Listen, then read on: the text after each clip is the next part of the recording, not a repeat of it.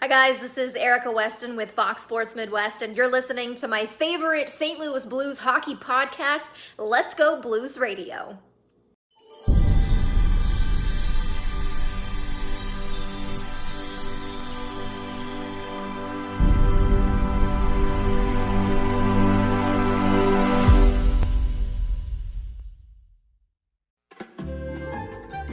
Let's Go Blues Radio is powered by Manscaped. Get 20% off and free shipping at manscaped.com with promo code LGB. Make your balls a priority this fall. Welcome to Season 9, Episode 7 of Let's Go Blues Radio. We're the often imitated but never duplicated, the original St. Louis Blues hockey podcast. Support for Let's Go Blues Radio is brought to you by Manscaped. Get 20% off and free shipping at manscaped.com with the promo code LGB. Make your balls a priority this fall. And we will thank you too through the month of October if you visit manscaped.com and use the promo code LGB, which we just mentioned, for 20% off and free shipping. On the show, we will send you some free stickers. So just all you have to do is share a photo of your purchase with LGB in the photo on Twitter, and then or Facebook or wherever, and make sure you tag LGB Radio. Tag the show LGB Radio, yeah, and let us know about it, and we'll get you your free stuff. So just take a picture of your box, or let me hold the camera up here for YouTube folks on YouTube and Facebook. There's the box of a product you may have purchased, and then do a little sign with the LGB. Golly, I can't do this in front of the camera. And send that picture our way, and we'll send you some stickers. And I think you do want to clarify, though, when you say send us a picture of your box, you mean the Manscaped box, right? Not your box. Whatever. Yeah. You know what I mean. If you're wearing the boxers or no, let's not open that up. No, please send nudes. Right. Yeah, and let's say too that if you are a female that happens to purchase this for your male companion, we do still want a picture of the box itself, not the product. What you purchased. But no, what we're you good. Purchased. We're what good. You purchased. We're broadcasting live on Wednesday, October 14th, 2020. This is franchise episode number 273 all time. Your hosts tonight are yours truly, Kurt Price, Bill Day, and Jeff Ponder. And for your listening pleasure for the next little while, we'll be talking St. Louis Blues hockey. To interact with the show on social media, you can follow the show on Twitter at LGB Radio. My handle is at Kurt Price. Bill's is at Billy Blue Note, and Jeff's is at JPonder94. You can follow us on Instagram. We're dual live streaming right now on YouTube and Facebook.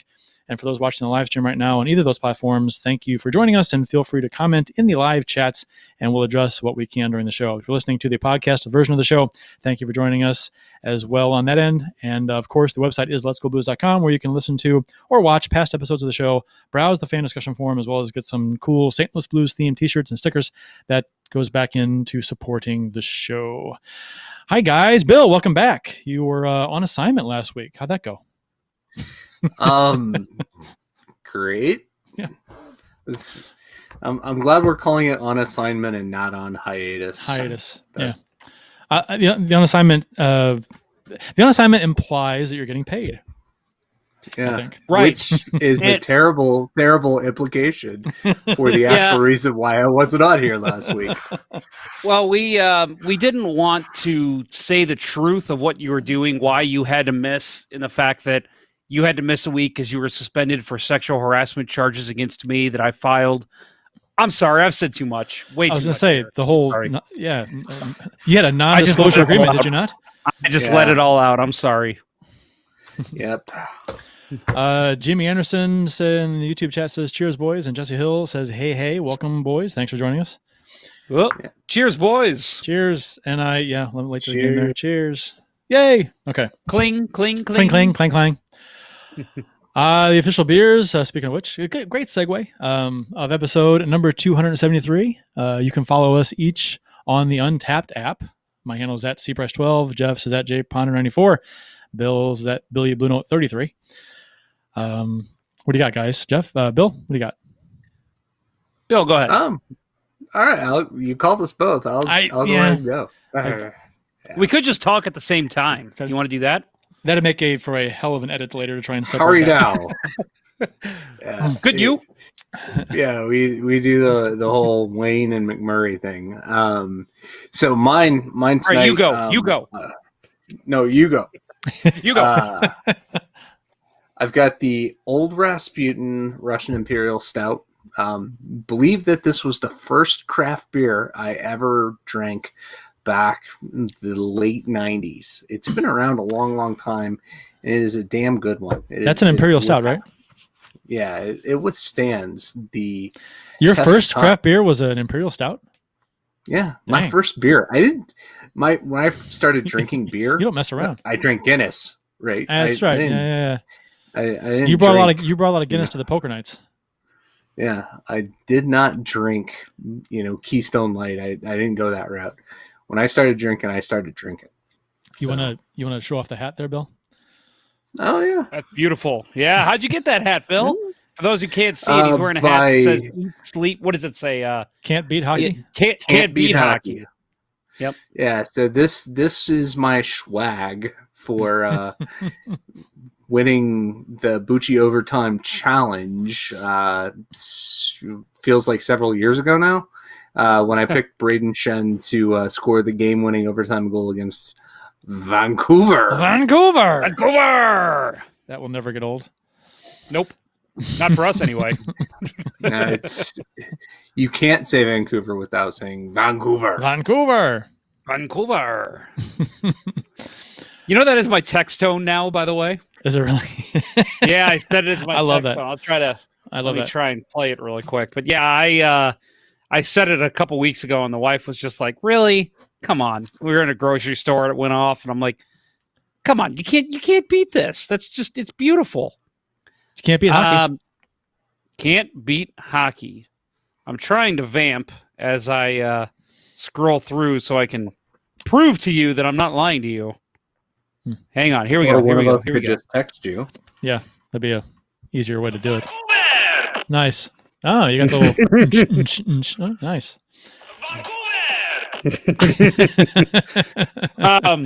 Anyway, so my beer of the episode is from I'm gonna do a little 180 here, as some dumb people like to say. I'm gonna pull a 360 here. So this is the Old Arena Lager, which is a great beer. We talked about it a million times on the show, so I'm not going to talk about it right now. I'm going to talk about another beer at Center Ice. They have a double IPA there right now. That is it's called Bubble Hockey. It's their third anniversary beer. Have you guys tried it? Have not. I'm going to tell you this, and Steve, if you're listening, don't worry. Don't turn off the show. I've got something to partner with what I'm about to say. I hated it. I was not a fan. It's I don't like IPAs. So I was like, I saw the can. The can is beautiful. And I'm like, I have to try this just for the can. And I had it. I had one drink. I had a beer right before it. And I looked at my wife and I go, yeah, I'm not, I don't think I can drink this. I'm not drunk enough. And so, and she tried it and she said the same thing. She's like, yeah, this is about 4 beers deep for me that I could drink this. And here's the good thing. I have a friend who's a craft brewer like Steve, and he's a big IPA guy. So I told him, like, man, I got this stuff from Center Ice. I bought it because it's a great brewery and everything they make is great. This is just not a beer that I like. And he tried it. He's an IPA guy. He said it's one of the best beers he's ever had. So if you like IPA, this might be right up your alley. It's called Bubble Hockey. I don't know how much longer it's going to be around. It's a very limited edition. It's their third anniversary beer. So if you're an IPA person, you may like it. Like I said, my buddy knows his beer, knows his IPAs. He loves it. So give that a shot if you like it. It's just not for me. Not my kind of beer. My beer of the big show is the Oktoberfest from Schlafly, which I enjoy their Oktoberfest quite a bit. Might be my favorite Oktoberfest. Didn't you say that about the Oktoberfest with Schlafly Ponder? Was that no? You were talking about Pumpkin from Pumpkin. Was it Schlafly Pumpkin? My favorite is O'Fallon. O'Fallon, that's right. Schlafly's good too, yes. But O'Fallon's my number one. Yeah, I think Schlafly has my favorite Oktoberfest. So I'll agree with that. That's I agree. what I'm going with tonight. It's quite good. Even better on draft, which if I had a keg, I would be having that, but I don't, so I'm not. Today in Blues history, courtesy of the @STL Blues History Twitter account, October 14th, 1967. The St. Louis Blues recorded their first win in franchise history versus the Pittsburgh Penguins. Larry Keenan scored the game-winning goal. Seth Martin had 31 saves for the win. Larry Keenan was all over the map with the Blues first. He had the first exhibition game goal in franchise history, the first goal in regulation season franchise history, and the first winning goal in franchise history. So he's now I'm going to really pull into the memory banks here because I know you guys are Blues historians too. Did he not have the first playoff goal too? Yeah, the game-winning goal against Minnesota. Game winner or the first goal?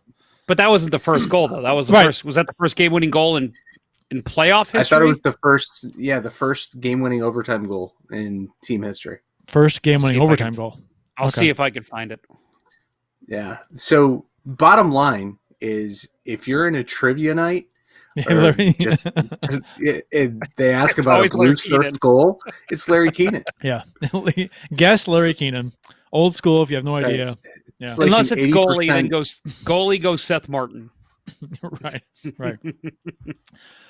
October 14th, 1978, the St. Louis Blues named their cheerleaders the Blue Angels. Yes, the Blues had cheerleaders back in 1978. The name was chosen from 200 names submitted. The Blue Bells was the most common entry, which is an interesting because that you would if the Blues were to say they were going to have cheerleaders now, Blue Bells would not be suggested. I can just the era, times have changed. Oh yeah. October 14th, 1988, Tony McKegney records his 8th and final hat trick of his career in the St. Louis Blues 8-8 tie versus the Red Wings. The Blues trailed 7-3 in this game, and they scored 5 goals unanswered in the third to go up 8-7, and then allowed a goal with 30 seconds to go to Detroit to tie it, and then they end up tying 8-8. You're down 7-3 in the third, and you score 5 goals to go up 8-7, and you allow a goal with 30. And the goal that Detroit scored was like 40 seconds after the Blues' 8th goal. So the Blues had scored with like just over a minute to go. That's 80s Red Wings hockey, folks. For those of you who grew up like me in the height of the Detroit Red Wings greatness, I love seeing statistics like this. Oh man, it reminds me. Just before they won Stanley Cups, they were like the worst joke in hockey. Yeah, I mean, I remember as a kid, I felt sorry for Detroit and how awful they were because they could never win. And, it's like that. I remember Steve Yzerman wrecking his knee on the goalpost, and it looked like his career was pretty much going to end before they could get anywhere in the playoffs. Glad for him it turned around, but God, they were awful. They Hockey Town had a problem drawing fans in the 80s, early 80s. They would give away cars during games, or like the raffles and stuff, and a chance to win a car. They would do that to try and draw fans. So I guess any town can be a hockey town when you win 3 cups in, what was it? 10 years, whatever it was, 8 years. 97, 98, and 2002, and then again in 2008. So 4 in 10 years, I guess, whatever. Something like that, yeah. 11 years. Yeah. Whatever. Fuckers. Yeah, so I mean, any town can be a hockey town if you're that good, that long. But and let's face it this way. I mean, right now, who's got the worst attendance in the NHL? Florida, Ottawa, something like that, right? I think Ottawa. They could easily just come out tomorrow and say, "Hey, we're hockey town," and I'll be like, "Well, I guess because you self-proclaim that, and that's what happened to Detroit." So it's when you Hey, you know what? We are home to the greatest NASCAR drivers in history here in St. Louis. I have no idea if that's true, but I can proclaim that all I want. NASCAR town. Hey, real quick, first goal in Blues postseason history. It was not Larry Keenan. It's a very familiar name with the Blues. He was a defenseman. Anybody want to take a stab? Jimmy Very Roberts. familiar. Jimmy Roberts is correct. Look at that. Very nice. Assisted by Frank St. Marseille and Gary Sabarin. I was going to say St. Marseille, but I'm like, that's not right. That's not right. And I'm like, who is it? And then, I'm like, that's it. Jimmy Roberts. Very nice, Bill. Well done, Bill. I owe you a pat on the back when COVID's figured out. When I'm allowed to touch you again. No touching. No touching. No touching. Well, that thing we talked about earlier, you have to wait for the restraining order, which I think will go longer than COVID. Yeah. I'm going to work on getting that lifted. I've had enough. Anyway, so we got a couple people here. We got Rick Gibbs saying cheers, and I guess this is a new thing since we did it last week. Cheers, Rick Gibbs. He also says that Norris division was hockey. Hell yeah, back in those days. Hell yeah. Oh God, who didn't love the Norris division? My God. Oh, so much fun to watch. Norris division. Yes, Chuck Norris. I mean, and Austin Lynch. We're going to get to your comment here in a bit, but he says Krug was overpaid, which we will we'll address that later. We'll talk about that. What was I going to say? I lost my train of thought. Anyway, I didn't add what we talked about before the show about the Canada division. Right. So the rapid fire tidbits from around the NHL, we can lead off with that. But it's interesting that Golden Knights owner Bill Foley. I got the tweet right here if you want me to read it. I do too. On Vegas Hockey Hotline on facing the Nate Schmidt Canucks. But they're going to be in the Canadian division. Is that well? Right? And it's funny because at first you read that and you're like, okay, this is just an owner not knowing the divisions. He just slipped up. What a dumb thing to say. Yeah, how embarrassing. But then you think, wait a minute. There's been talks of bubbles, right? Yeah. Is there going to be a Canadian bubble? A realignment Maybe of he's sorts? letting some news out that we don't know yet. And I saw a graphic online where they had a map of all the teams and they had roughly drawn, circled all the Canadian teams in one division, and then how the rest of the divisions would kind of pan out. So that's interesting. There's a slight scuttlebutt online about is there going to be a Canadian division, all Canadian teams to prevent, which makes sense if you're going to, have the season with COVID still going on. Maybe they're going to do it that way. So I'm gonna test your guys' geography skills here. So let's say there is a Canadian division. That's 7 teams, right? So you still have 23, 24 more teams to account for. How do you divide up the United States? Do you go west, central, east? Do you go north, mid, south? What do you do? You got to go west, south, central, northeast has to be. I mean, you got right Boston, northeast. Yeah. Like you're gonna have to break that up. And you know what? Detroit's fucking back in the central. I would love it. Whether they like it or back, not, they are in the bitches. central. I would love it. And I'd love for somehow, some way, them to get into the playoffs and the Blues to sweep them. I mean, I'm getting way ahead of myself here, but my God, I would love that. So you got San Jose, LA, Anaheim, Arizona, Phoenix, Colorado. Yeah, Arizona, Colorado, and Dallas, probably. But Dallas might have to go in the south with Columbus, true. Carolina, Tampa Bay, I Florida. think they would. There's not enough teams. Yeah. So you have 5 in the west, 5 5 in the south. I'm looking at a roster here. So we got, and then you got St. Louis, Chicago, Minnesota, Detroit, Columbus. So I'll admit, I'm sorry. Nashville's got to be in the central, right? Back when the Jets first. Nashville hang could on. be south. Back when the Jets first joined the league again, I devised a plan for a realignment where there was a South division, and believe it or not, I had the Blues in it. And I know that was something people probably wouldn't like. No, but it was Dallas, Nashville, St. Louis, the Florida teams, Carolina, and I think there was one more. I'm drawing a blank, but yeah, it was all the Southern teams, and St. Louis just happened to fit in that tier. I'd rather them put. I mean, geographically speaking, it doesn't work. But I'd rather see Columbus in the South and keep Nashville in the Central, just for rivalry purposes. I mean, as far as travel goes, it's not that much different, but it's just as far as like the alignment on the map goes, it makes more sense to have Columbus in the Central. But give me Nashville, especially with, Oh yeah, hell yeah. Any day of the week. So that'll be interesting. I mean, the tweet is definitely, it could be completely out of context. It could be completely speculating, but him saying that there's a Canadian division that has never been a thing. So it just makes you think, well, maybe the COVID year, we will see it. The travel would suck, though, for the Canadian teams. Mm-hmm. You've got 3 on the West Coast. You got 1 in the middle with Winnipeg, and you got 3 on the East Coast. That would kind of suck. Well, I think they'd all be in one bubble, right? Right. I know. I got you. Yeah. So not traveling. You travel there. Because they would play each other, then they would travel to another bubble, play those teams, travel to another bubble, and it would just alternate. I got you. Yeah. Okay. Well, we'll see.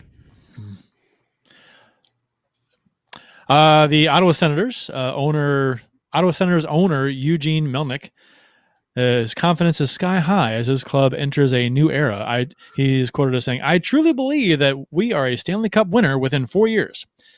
According to the Financial Post's Joe O'Connor, it can happen anytime, but within 4 years. So he's very confident in his team's draft. The draft has him on cloud 9, I guess. So, and rightfully so. They've got their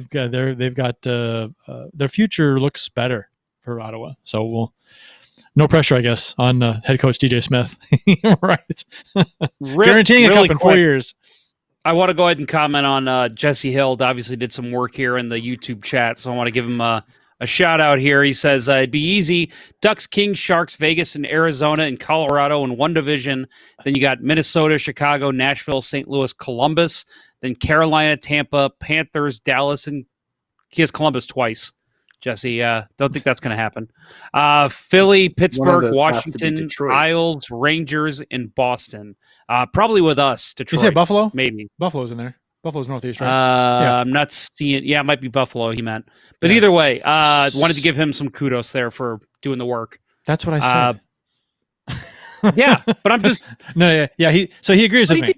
Well, except for Columbus and Nashville. I want Nashville in the Central just for selfish reasons. He meant Detroit. He says Detroit LOL. I'm thinking Detroit. He means in the Central.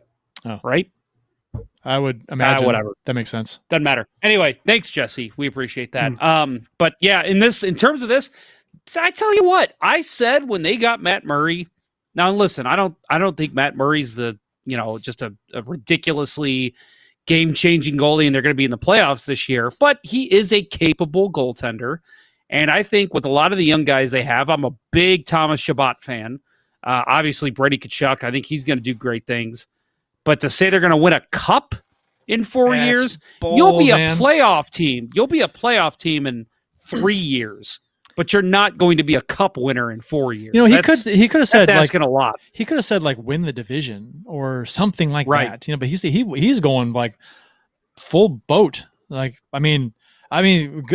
guess if you want to rile up your fan base and get them excited, I guess that's the way to go. But because you do have a lot of things to look forward to now. But that's you remember some of the claims the Blues made when they were lowest in the attendance, right? They didn't claim. They said the goal is to win the cup. They didn't put a 4-year thing on it. Well, but they said something like, we will be in the playoffs this year, and we will win our home opener, so you want to attend that. And those kind of ridiculous things you can't predict. I will win Game 7. This is a little over the top. I find the timing so odd. You talk about his confidence being sky high. Why the hell would you go back to those original jerseys when they came back in the league in the 90s? They were god awful, and they were terrible. They're going back to those jerseys now. So I don't. That doesn't Flames are starting a movement. Well, but the Flames were good. They won the cup in that jersey. Yeah, they did. They should have never changed those jerseys. They went through some awful jerseys too. Awful. God, they had some of the worst, like the piping and the diagonal lines. The diagonal line drives me bananas. It goes nowhere. It just dies. It's like a black hole. What It the just, hell it is just that? disappears into a black hole in the jersey. Where does it go? I don't know. Dumb. The Enterprise Center will host the 2025 NCAA Frozen Four, which, congratulations to those involved with pitching to get that here.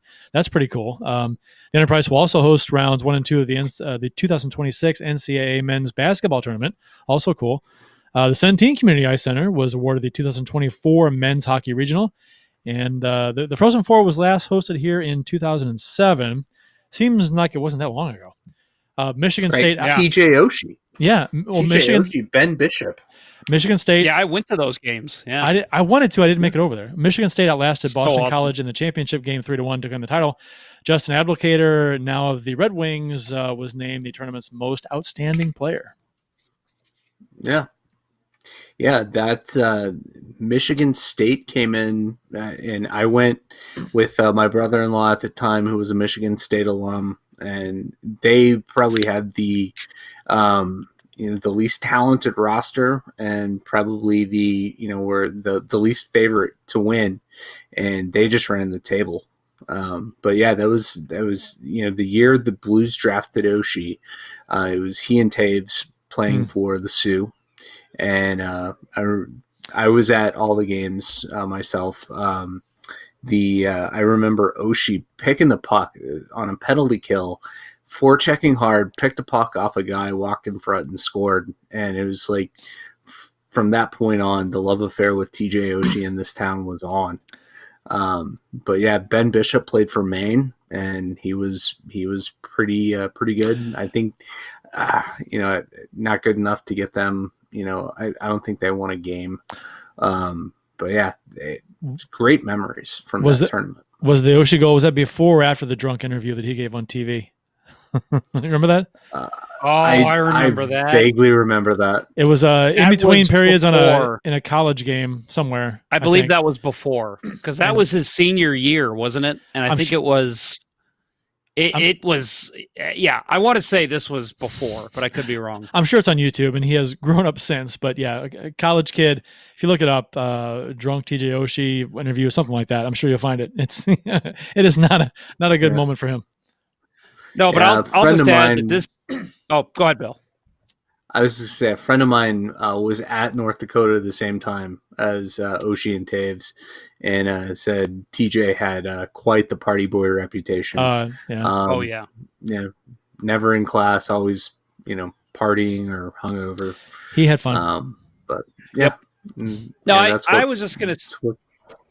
I just want to swing this back to talking about the St. Louis getting awarded this. I mean, right now, you look at it and you say, whoop-de-fucking-do, right? Because, we're in COVID. We won't be able to attend. I mean, the future is so bleak. That's 5 years from now. But, we're talking, exactly. We're talking 5 years from now. Hopefully, as Bill said when we posted this, I think, Bill, you even posted this in our chat and said, hopefully the world's not over at that point. But hopefully there's something left. Yeah, hopefully there's something left where they can still play hockey. Hopefully we still have ice.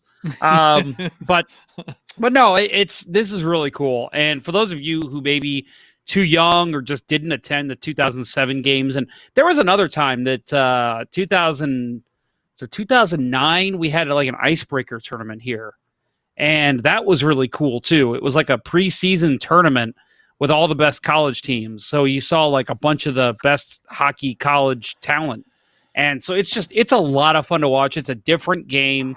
And as Bill was saying, with Ben Bishop, TJ Oshie, and Kurt said, Justin Abdelkader, you're seeing a lot of the future of the NHL when you see this. So when tickets go on sale for this, I want to tell you not to go because I want to make sure I get good tickets, but you should go. It's a lot of fun to watch a different level of hockey and watch these college kids really compete with each other. Every game was sold out.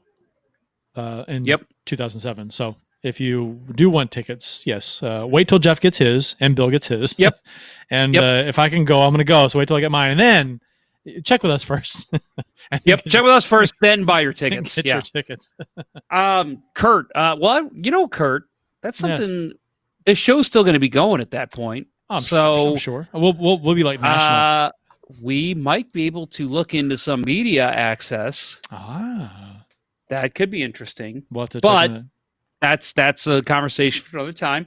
But anyway, no, it's great. It's a lot of fun. And there's scouts in the building, right? Scouts. Scoots. Scouts. But yeah, there are scouts in the building. So these kids are trying their ass off the entire time. So it's a lot of fun to watch them play.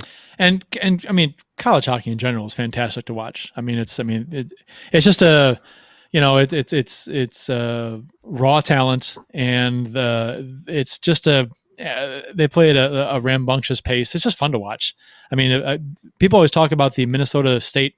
This is high school hockey too. I mean, high school hockey in Minnesota is supposed to be like one of the most amazing hockey you watch. So much fun to watch. But college hockey, Frozen Four, fantastic stuff. Real quick, we got some before I'm getting ready. You're moving on right here, right? Yeah, Kurt? good. Yeah. Okay, so we got some comments here in the chat I want to talk about. Real quick, Jesse Hill, the stamped horse flames jersey, horrible. Hell yes, Jesse. I think we mentioned that last week. That's one of the worst jerseys in at least recent NHL history. And then Jesse Hill also says the women's one was sooner, which is true. Failed to mention that. Clarkson over Wisconsin. I unfortunately was out of town for most of that, but I hear that was a great tournament as well. And then Race Fan Rocks 4. He has the number 4, so I'm guessing he's a big Eric Brewer fan. He says, I would like to see the Blues go after Cooper Meredy or Tyler Benson from Edmonton. And again, we'll get into some Blues talk here in a couple minutes. But Austin Lynch also asked if he should buy a Torey Krug Blues jersey or a Petro Knights third jersey or an away Knights jersey. All that I'll say on that, and again, we'll talk about the Blues here in a second. Don't buy that third jersey. That's ugly. Oh, I hate it. I don't know about you guys. I was not a fan. Yeah, it's the best depiction I heard of it was 70s grandma's couch cushions. Yes. Yellow. Yes. Oh, that's great. Yeah. You know what? I'm waiting for a team to come out with an avocado green from the late 70s, right? That Stars, themed, right? Stars got to do that. The Stars avocado green from the late 70s with the themed, the bathrooms, the green toilets, the green shower stalls, the green carpet, and the green countertop in the kitchen. Just ugly stuff.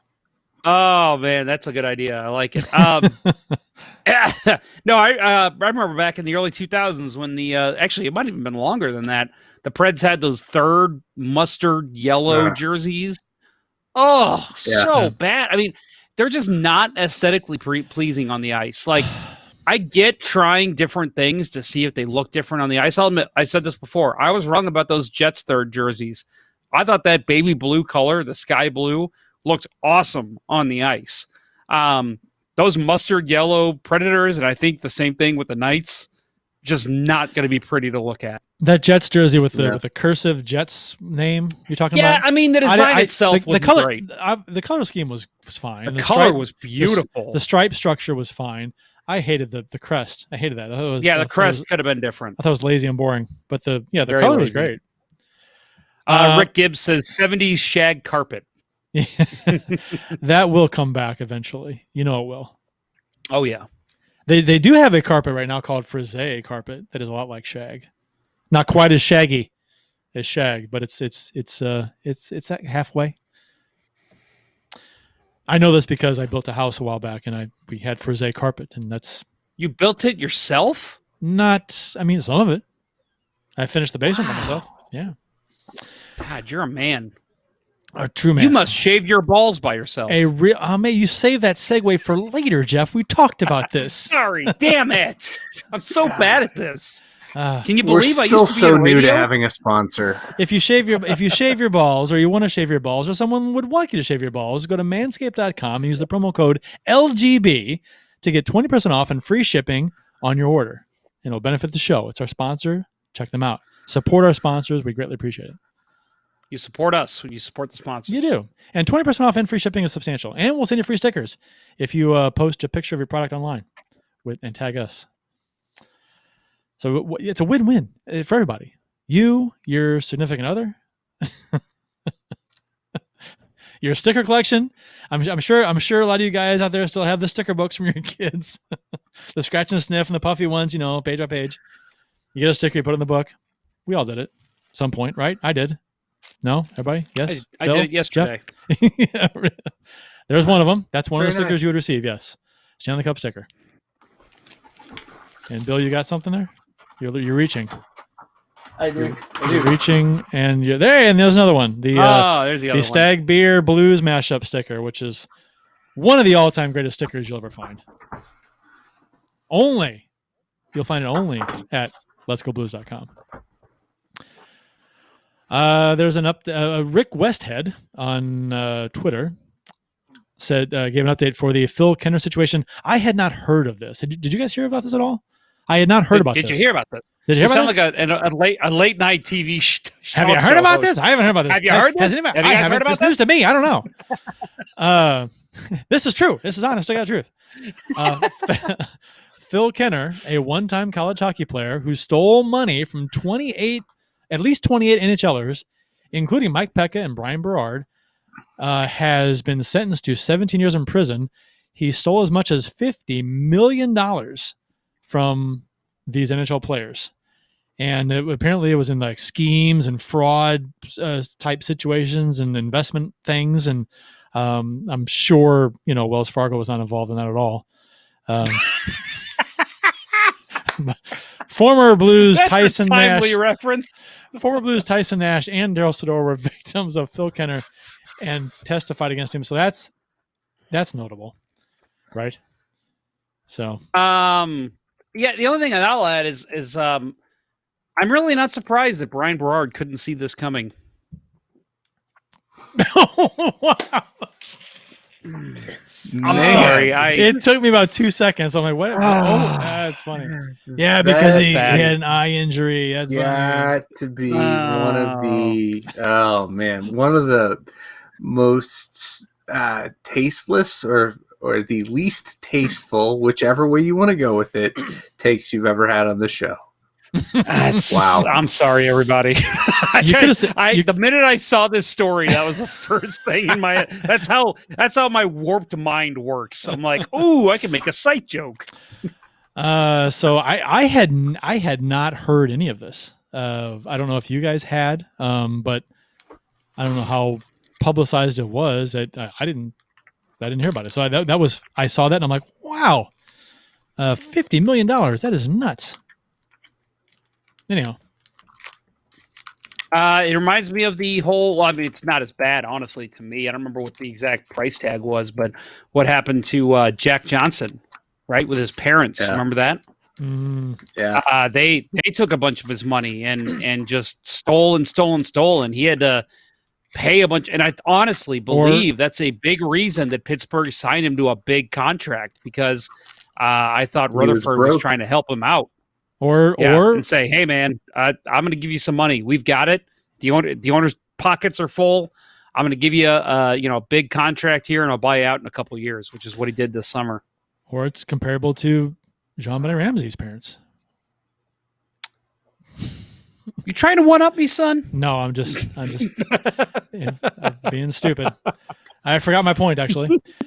That's okay. Moving on, the Toronto Maple Leafs did not sign Alex Pietrangelo.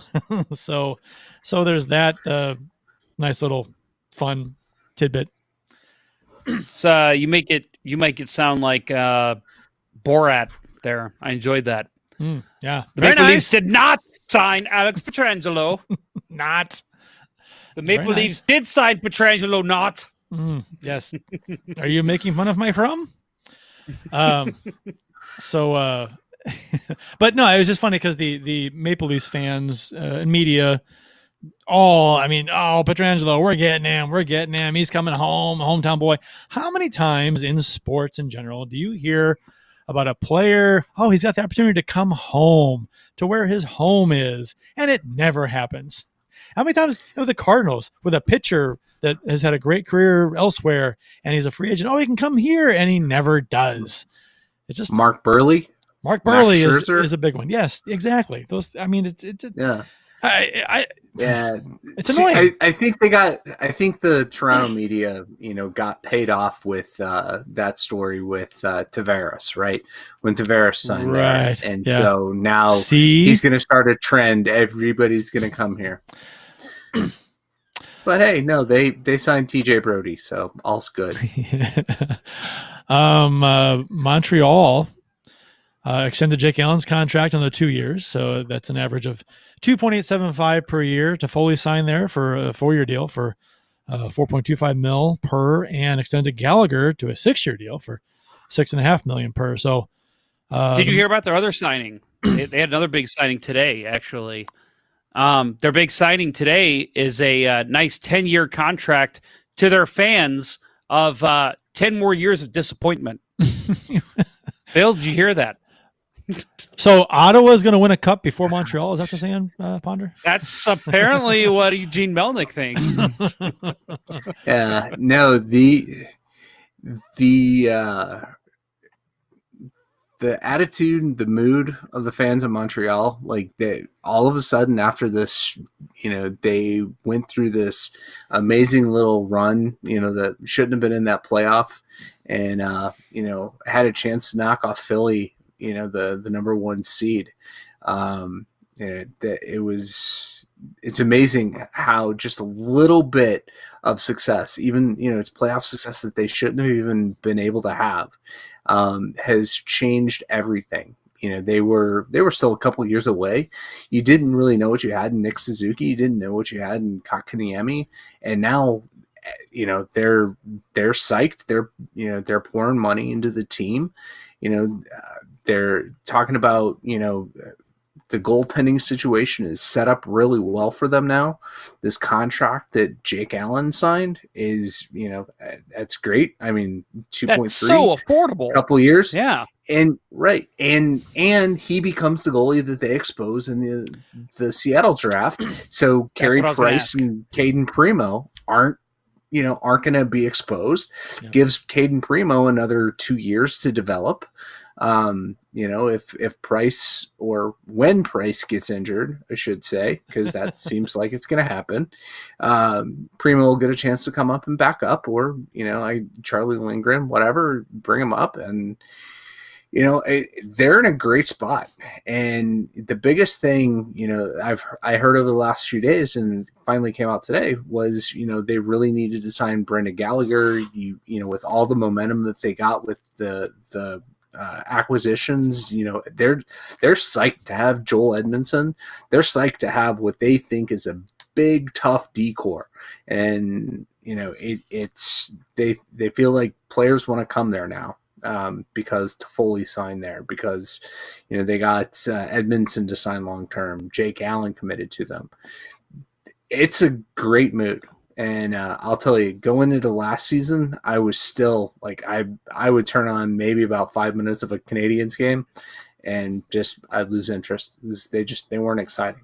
But I'm first of all, for me, super stoked. I like that. So first of all, I want to give reference to way back in the day. There was a summer series that I did in like 2013 or 14, where my best friend Justin Wilson joined the show and was a host. Dropping the gloves, was it? We did. We were the Bash Brothers. Was it Bash Brothers? Okay. Yeah, but we also did a summer where we were actually doing Let's Go Blues Radio before we started that. And we discussed Tyler Toffoli, because that was when he first came up. And Justin used to call him the Candy Man, because he says Toffoli sounds like a candy. So it sounds like nice a candy company. Yeah, it does. It does, yeah. Toffoli products or something. Yeah. So anyway, love that signing for them. Loved the Gallagher extension.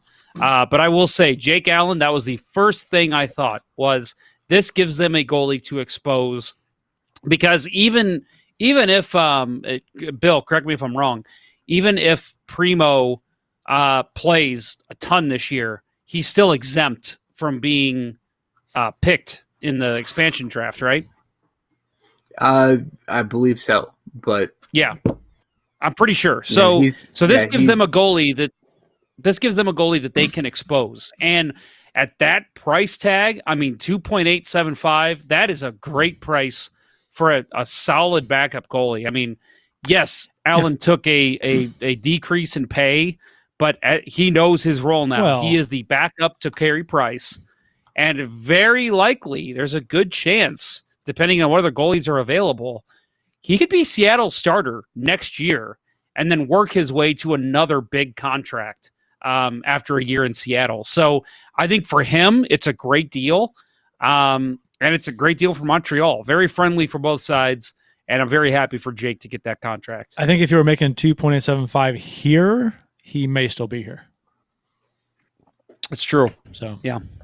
Actually, I guess that gives him 2 years if he gets picked up, and because he's got the 1 year left at 4.4 or whatever it is, and then he would get, if he gets picked up by Seattle, that'd be 2 years in Seattle. By that time, he'd be what, 31, 20, 29? I don't know. How old is he? I'm terrible with ages. Jake, 30. Yeah. So he'll be 33 when this contract's up. So that could, if he has a good 2 years, again, just assuming it's picked up by Seattle, a good 2 years as a split starter or a starter, he could have a good 2-3 year contract to end his career. And I think he'd welcome that. So good for Jake. Taylor Hall signed in Buffalo, and we assume this was on purpose. There was a funny a funny image, a meme on online on Reddit that shows Gru with the whole presentation board, and it's in 4 frames. And the first one's to be the biggest free agent of the offseason. Next frame, make it clear you want to win now. Third frame, sign with Buffalo. And then he looks at it in the 4th frame, is like confused, like sign with Buffalo.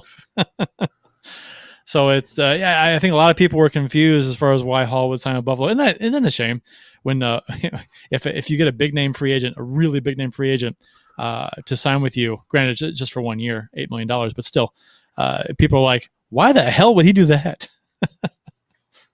Yeah, I actually really like this move by him. I think it's kind of a prove it deal.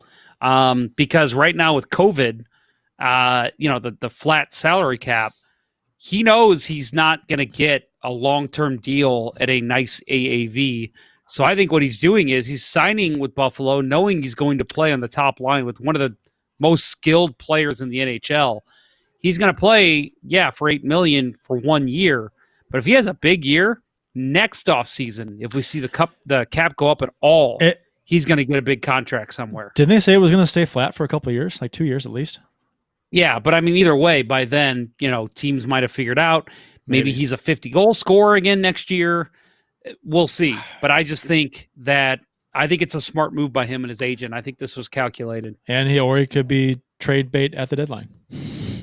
Again. Maybe nobody else was calling. I mean, that honestly might be. And that's a good point too. The fact that if Buffalo isn't even close to the playoffs, they move him, and it's a great return for Buffalo, and he goes to a cup contender like he wanted. Yeah, granted, it might be a rental, so the return might not be very good, but still, they could get something for him. So, okay.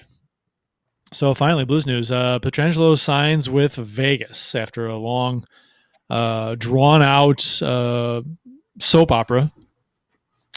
He signed in Vegas for 7 years, $8.8 million per, with a full no movement clause and substantial signing bonus every year except for the final year, where there is no signing bonus. The Blues' final offer was said to be 8 years, $8 million per, limited no movement clause in his last season, and there was there a signing bonus? There was a signing bonus, but not a large one. No. So. What guy thoughts on Pietrangelo leaving for Vegas? If lot to dissect here with this, obviously. So first off, are you upset that he left? I think I know Jeff's answer. You do you? I think I do. Yeah. What is Jeff's answer? I'm not going to say. I don't want to say. I'm going to speculate that you're disappointed Well, I think everyone's disappointed he's left, but I think you're of the opinion that Armstrong should have given him that deal. Kind of. I'll agree that disappointed is a good word to describe how I feel. So we'll get to Krug here in a minute, but when they signed Krug, that was kind of, for me at least, I know that there was a lot of people saying that it wasn't. That was the death sentence for Pietrangelo with the Blues to me. And so when that happened, I was instantly pissed off because I wanted the captain back. I felt like this guy has so much of a legacy already built in St. Louis. He needs to stay. Again, I said this last week. If you stay, and even if you play the worst hockey of your life for 8 years, you're going to get a statue. You are probably getting your number retired. You're going to be remembered as the greatest captain in Blues history because you brought the first cup to St. Louis. And all of that weighed on my mind. And again, I know it was something that was probably weighing on his mind too. So when they went after Krug and didn't sign Pietrangelo, instantly I was pissed off. Then as the night went on, luckily I had already had a couple beers because it was on a Friday night when that happened. I started thinking more and more, and I said, this is not a bad move for the Blues. And again, we'll get to Krug in a second. And then all the talks, I think it was the next day, Pietrangelo boarded the plane to Vegas. And I started saying, you know what? They're probably going to sign him to something that is going to strap them with cash, with the salary cap. And it's probably going to piss off a large portion of their fan base, which it did. And in hindsight, yes, I still want Pietrangelo, and I'm going to wrap up here because I want you guys to get your opinions in too. I still would love the Blues to sign Pietrangelo, but at the end of the day, and I wanted to come on this show and bitch and bitch and bitch about Doug Armstrong and the way he handled this. But at the end of the day, I don't care what Pietrangelo says to the media, that he was shocked by the Krug signing or whatever. Armstrong played this right. He didn't sit and wait around for things to happen. He was proactive, and he went and got a good defenseman and did not wait on this guy to make his decision. And at the end of the day, it's a business. You have to make the right business move. And to me, Doug Armstrong made the right business move, signed Krug, and said, Petro, if you can go get more somewhere else, go right ahead. And that's exactly what happened. So I'm upset that he's gone, but I won't say that I'm like mad or upset with the Blues in any means. Is that go ahead? How you feel, Bill, or what you Similar, not exactly. I think the narrative now is Newport played poker with Doug Armstrong, and like most people who play poker with Doug Armstrong, they lose. Petro, I would have loved the narrative of Petro staying here, getting his statue built. He's the guy that won us the cup. That would have been an amazing statue out front. The diehard fan in me, that's what I wanted. That's what I wanted the story to be. But this is sports. Sports is a business. We know it's not going to happen. We witnessed that. We went through it with Albert Pujols, right? How could Albert Pujols ever leave St. Louis? It'll never happen. And he left. So I'm not married to players, right? I'm not, players don't stay in one place their entire career. And as much as I would have preferred him to stay here and retire here as a Blue, the way that this played out, and, Jeff made the point, Doug Armstrong made the exact right move. You cannot sit and wait and, wind up being a wallflower with nobody to dance with. He made the right move going out and getting the guy who actually could probably wind up making a bigger improvement on your D because he's a power play guy. The Blues don't have a power play guy. And how many times over the last 3 or 4 years did I say on the show, Alex Pietrangelo leads the league in letting lanes shut down in front of him? Torey Krug Bill, I want to say, Bill, I want to say that I did think of you earlier today. I saw a Vegas fan, actually, it was a Vegas broadcaster, post something about how he's excited to see Pietrangelo on the blue line because he's so good at keeping the puck in the zone. And I instantly thought, jeez. you should talk to my friend Bill Day because he would love to tell you how that's not true. That's the one Stick thing. handle, stick handle. Oops. That's the one thing that Pietrangelo has never been able to master in the NHL is being efficient, walking the line, keeping the puck in the blue line, that kind of thing. His blue line play in the offensive zone, as far as when he's being pressured or keeping the puck in, is not. He falters a little too often for what he's making. But my stance on it is that if Pietrangelo, he said, he would have liked to have stayed here. And I just think about it and I'm like, you know what? The Blues gave you a great offer. He would have been the highest paid player in Blues history by far. 8-year contract, $8 million per, $64 million. No one else can touch that. So it's not like the Blues weren't, giving him, what he was worth. I mean, I think I always said 8 years, $8 million was 8 to 8.5. I thought that was a very fair price for Pietrangelo. I thought that was a great offer. If they were to do that, a great offer. And they did exactly that. 8 years, $8 million. And if he wanted to be here, he'd be here. He and I'm not knocking him for taking a better deal in Vegas. I mean, that's fantastic. I'm actually genuinely happy for him. I mean, he's got a fantastic deal. There are very few players in the NHL that have this lopsided of a deal as far as player control versus team control over a player's contract. And no one's talking about this. The Rivers and BK on ESPN, they had Pietrangelo on today and they've talked about this for the past couple of days about at length about the Pietrangelo. They don't talk about this. They didn't mention it once. They talk about the no movement clause. They talk about the signing bonus, but together, a no movement clause and a large signing bonus. Okay, so people always think, okay, well, there's always an out with the team. They can always buy out a player, right? So even if a contract is terrible, they can always cut their losses and save some money by buying him out. Well, if you have a full no movement clause and a large signing bonus, which is what Pietrangelo got in Vegas and what he wanted here, what they say he wanted here, that essentially makes the contract buyout proof. So the team can't trade him, they can't waive him, they can't buy him out. The only way that team can rid themselves of that contract down the road, if they ever want to, is if the player demands a trade. And we talked about this a couple weeks ago about forcing a player's hands. Like, we're not going to play you. We're not going to play you. So if you want to trade, if you want to play, you're going to play somewhere else. Let us trade you. That's the only recourse team has, is to be a dick.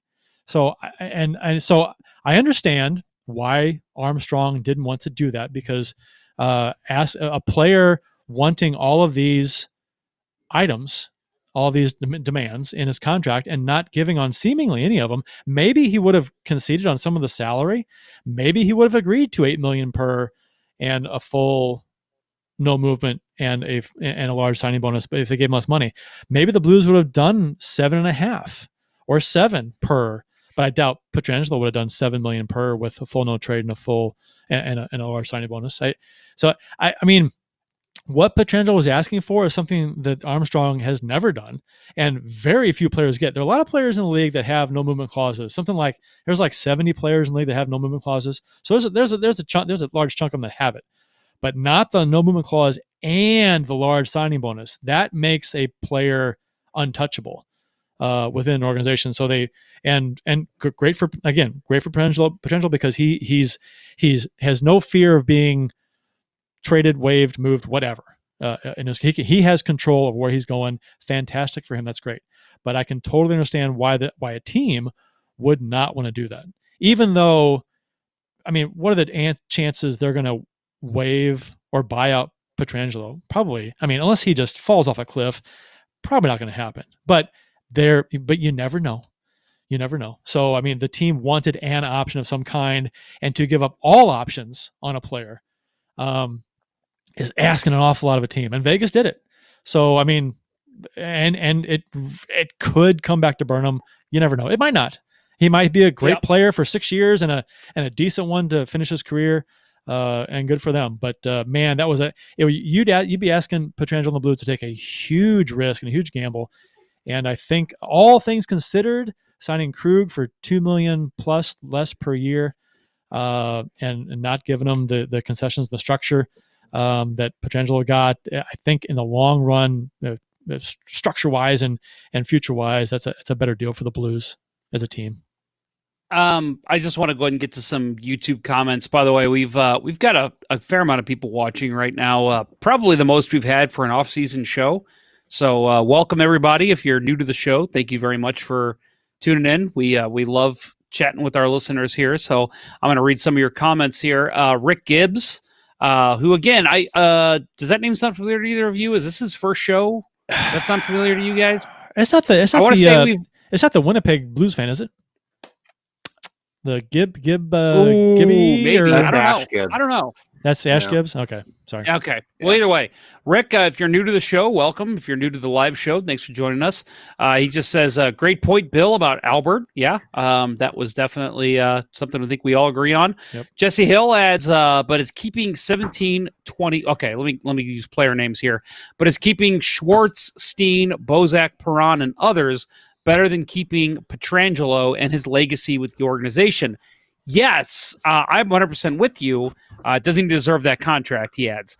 100% with you, Jesse. But the problem is Steen, Bozak, Perron, Schwartz, they're already under contract.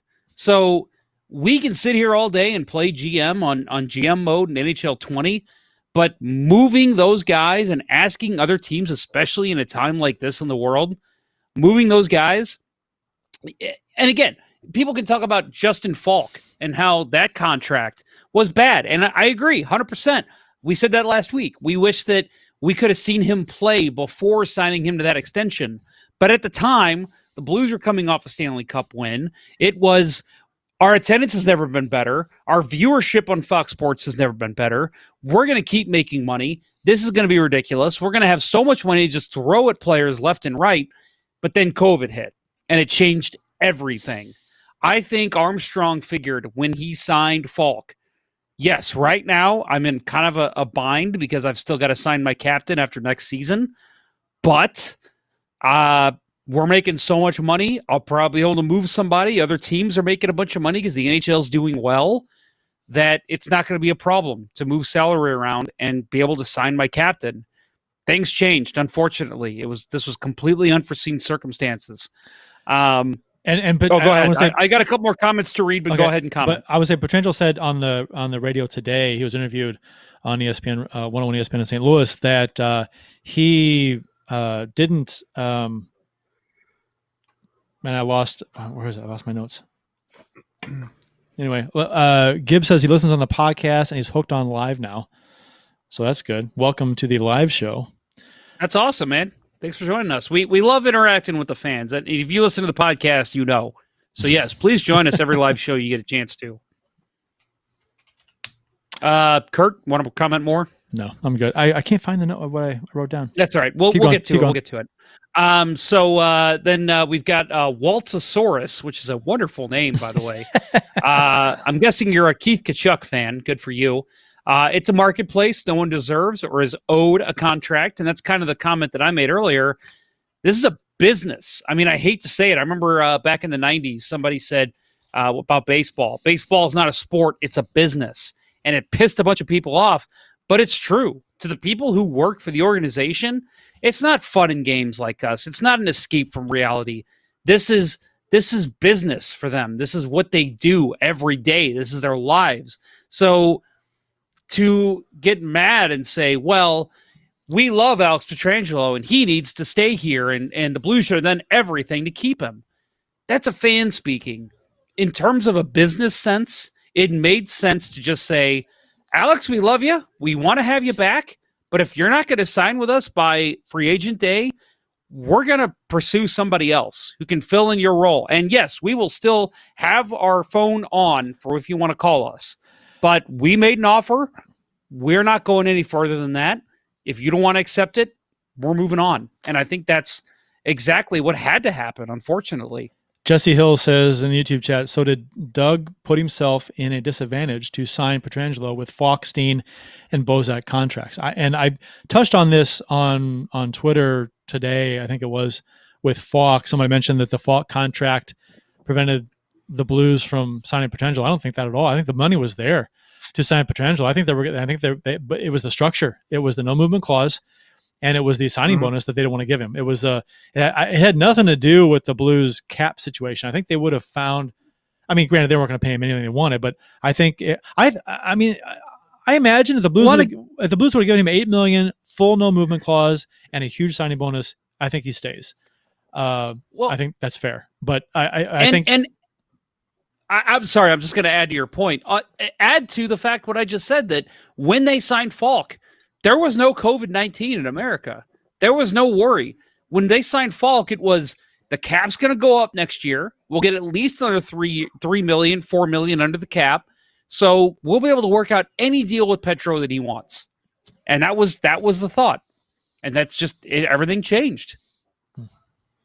Yeah. Sorry, Kurt. Go ahead. Okay, Bill. I was going to say that's that is a great point. How many sports franchises around the world have been upended by this, right? You can't predict anything like that coming. You make the best decision you can at the time, and signing Falk, it's you got an all-star defenseman. You've now stacked your depth, at right-handed shooting defenseman. It was the right move at the time. The thing with Pietrangelo, it all comes down to, like Kurt said, the no movement clause and the signing bonus. The no movement clause, really, look at the money. He left money on the table, what he would have got here in St. Louis. He left, 2.7, 2.8. So is that the price of a no movement clause? 2.8 million? I mean, that just seems little ridiculous. But, There's also the tax issue in Vegas where he'll take home more money. He will. At the end of the day, he's going to take more money. But I would also add that everybody bitches about why not just give him the no movement clause. He's your captain. Guess what? They gave Alexander Steen a no trade clause. How much are fans bitching about that now? Yeah. You think you won't bitch about that when Pietrangelo is 35 years old? Yeah. And Rick Gibbs in the YouTube chat says, where is Falk in his contract now? Hasn't started. Well, next year is the first year of the contract he signed with the Blues. So he's got a ways to go yet. He's got 7 years left. Which is why it's interesting. Some people are saying, well, we should trade Falk.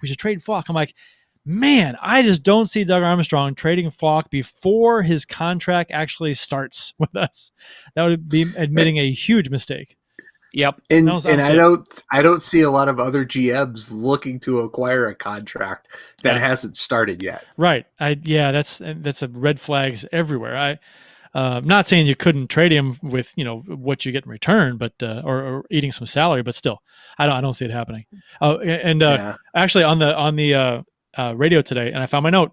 Pietrangelo said on ESPN that COVID made him really step back and think, you never know what's going to happen. So he wanted the most security he could get, and the huge signing bonus was that. Because actually, as far as league revenues and things, and as far as how escrow works, a lot of players don't make what Cap Friendly says they make. What their salary is. What the Tays said, he makes $1 million less than what his contract is actually written up as, because of the way the structure is for contracts and things with escrow, and it's just tied to league revenues and things like that. So the signing bonus money is guaranteed. It can't be touched by any of that stuff. So he's got security in that he can't be moved, and he's got security in his salary that he gets a huge chunk of it guaranteed regardless. So there's that. And so I understand that aspect of it from his point of view, because he goes, before this season, before COVID, we would have never thought that something like this could happen, but it has. And so you look forward. He's trying to future-proof his contract based on, you never know what's going to happen. So I respect that a lot, actually. But the disappointment is still there that he did not get something done here. We had a Twitter poll about should Doug Armstrong have met Alex Pietrangelo's demands and given him exactly what he wanted, which is a full no movement clause and a large signing bonus plus the $8 million plus a year. 93% said no. That's a lot. That was voted on by over 4 people. Right. Yeah. That's electoral college. There were a nice number of responses there. So 93%. I think that's probably pretty reflective of the Blues fan base, give or take. I think most fans understand. Yeah. Well, I was really shocked at how quickly after the Krug signing, like, people are like realizing what a great deal that was. And, that really, I think, allowed a lot of people to see it for the business that it is. Armstrong had choices to make, and he made the right ones. And it was a lot easier to swallow, having Krug locked up, and then Armstrong could, even if it was lip service, hey, door's still open. Petro, if Petro still wants to do something, we told him keep us up to date with what's going on. Armstrong looked brilliant, and I think that is probably reflected in that poll that we did. Yeah, I mean, and again, I'll add that if we knew, and I know I keep bringing this point up, but if we knew that COVID was coming back when Falk signs this contract, I question whether they sign Falk to that contract, because if they knew that the cap was going to stay the same, that the revenue was going to stop coming in, that, okay, you know what, let's let this guy play a year, let's see how he does. First, we'll worry about signing our captain. Then we'll talk about maybe trying to sign Falk. Again, you couldn't predict what happened. And I know that Petro made a comment that he was shocked by the Falk signing. And we all talked about it at the time, that puts pressure on Pietrangelo to get a deal done, because Falk is waiting in the wings to take his spot. But it's just, we didn't know. Nobody knows what's going to happen. And Kurt, like you said, respect the hell out of Petro for saying that, hey, you know what? We didn't know COVID was going to happen. And look what happened. I need the security. And the Blues couldn't provide it. They just simply couldn't. Vegas has deep pockets, so they could. Yeah. I mean, from a working class perspective with this whole thing, I can understand why a lot of fans have a hard time digesting I got to do what's best for me. I got to look out for myself in the future based on COVID. I'm like, you're already set for life. So there's that mindset, which is not, you can't disregard that mindset. That's a valid point. They're already set for life, and the Blues are offering you $64 million. It's on the table. Now, granted, they could waive you. They could trade you based on, the partial no trade, no movement, whatever. But how likely was that to happen? Probably not. I mean, to be honest, at least not for a long time. So it's I don't know. People, the working class, have a hard time with a guy who's already made $40 some odd million with the Blues, and he's going to make another 60 some odd million. He's offered on $60 million, so $100 million in his career, and he's worried about getting his money in the future. He's got more than he can spend. So that's just another devil's advocate perspective to think about. He was actually, I was glad that, I think it was Damien Rivers actually asked this question. I was glad he did. He asked how involved Pietrangelo was in the negotiations, which is always a question of mine. How involved is the player? Is it all the agent? Does the player just get occasional updates from the agent? How's that go? And Pietrangelo said he wasn't really involved in the negotiations. Newport didn't do anything without asking him first, asking Petro first, but he wasn't really involved in the daily discussions on the ins and outs of the contract. I think Newport would come to him with what they talked about that day, and bounce things off of him. But that was about it. So I think he said he and Armstrong would speak from time to time, but he didn't act like it was very fluent. So that was interesting to me, that if you, which I mean, and I get it, because there's probably a whole lot of technical crap and it's probably exhausting. But I think that not being involved in negotiations a little more, if you do really want to stay somewhere, I don't know. And again, that's another hard thing for fans to swallow. Is like, you're saying one thing, you really want to stay somewhere, but you're not really involved that heavily in the negotiations. So that's, I don't know. Well, this discussion is definitely going to continue. But I just want to say that Pietrangelo, with his new contract, even it doesn't matter how much money he's going to make. Even if he were making dime on the dollar, he would be able to afford some of the great services from our sponsor, Manscaped.com. That was a segue, Kurt. Yeah. Well, you know what? I played it, and hold on a second. I did it so well. When I yank it out, everybody in that audience, with the exception of I'm telling you, you better be prepared, because when I yank it out, everybody in that audience, with the exception of my wife, is going to be running for the exits.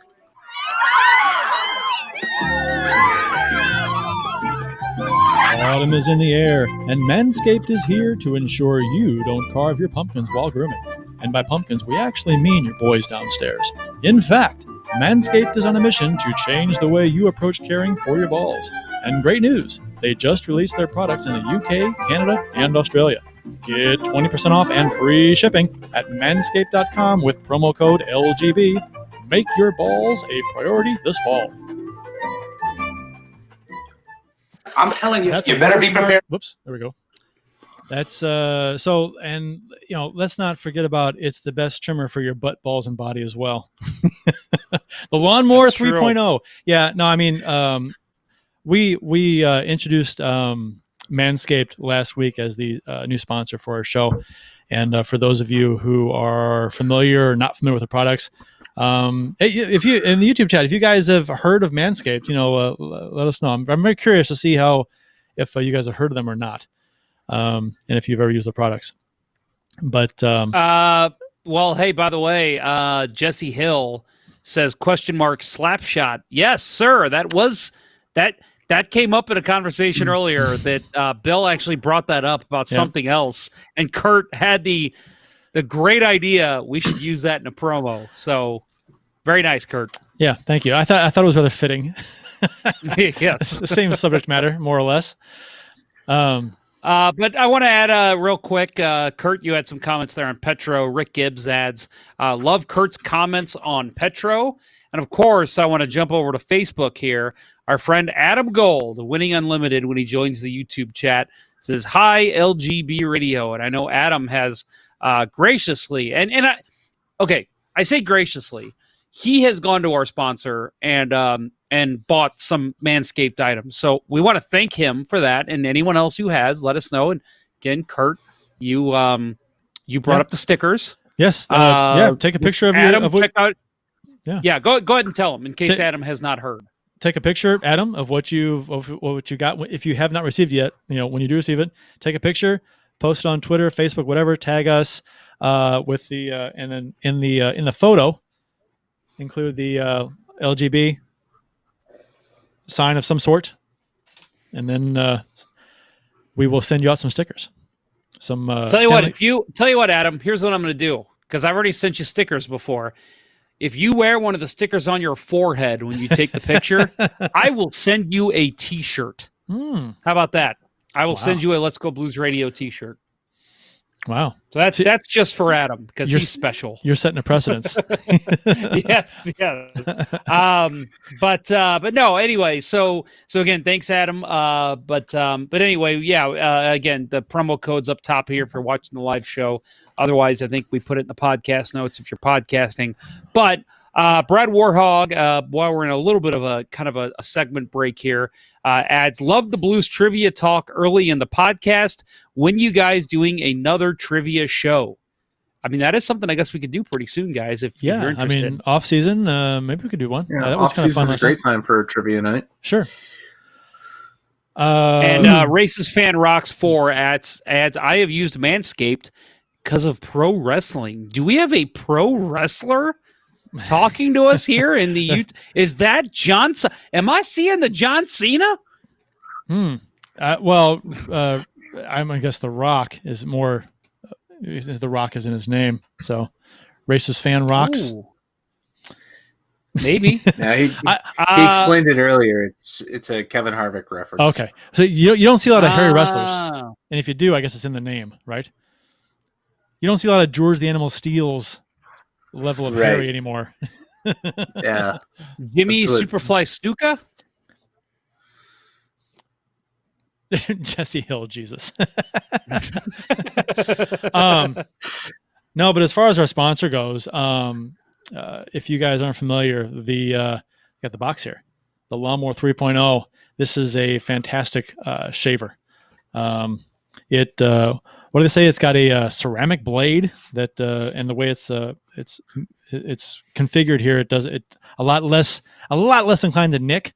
So if you've ever used a facial shaver elsewhere on your body, in the nether regions below the belt, you may have found out that it is more prone to the scary as hell moment of nicking. So this prevents that more or less. So that's it's well worth the price of admission for this thing, just for the peace of mind doing that alone. So. I want to add again, Racist Fan Rocks 4 as we interact with our fans here on Twitter, our listeners on not Twitter, YouTube.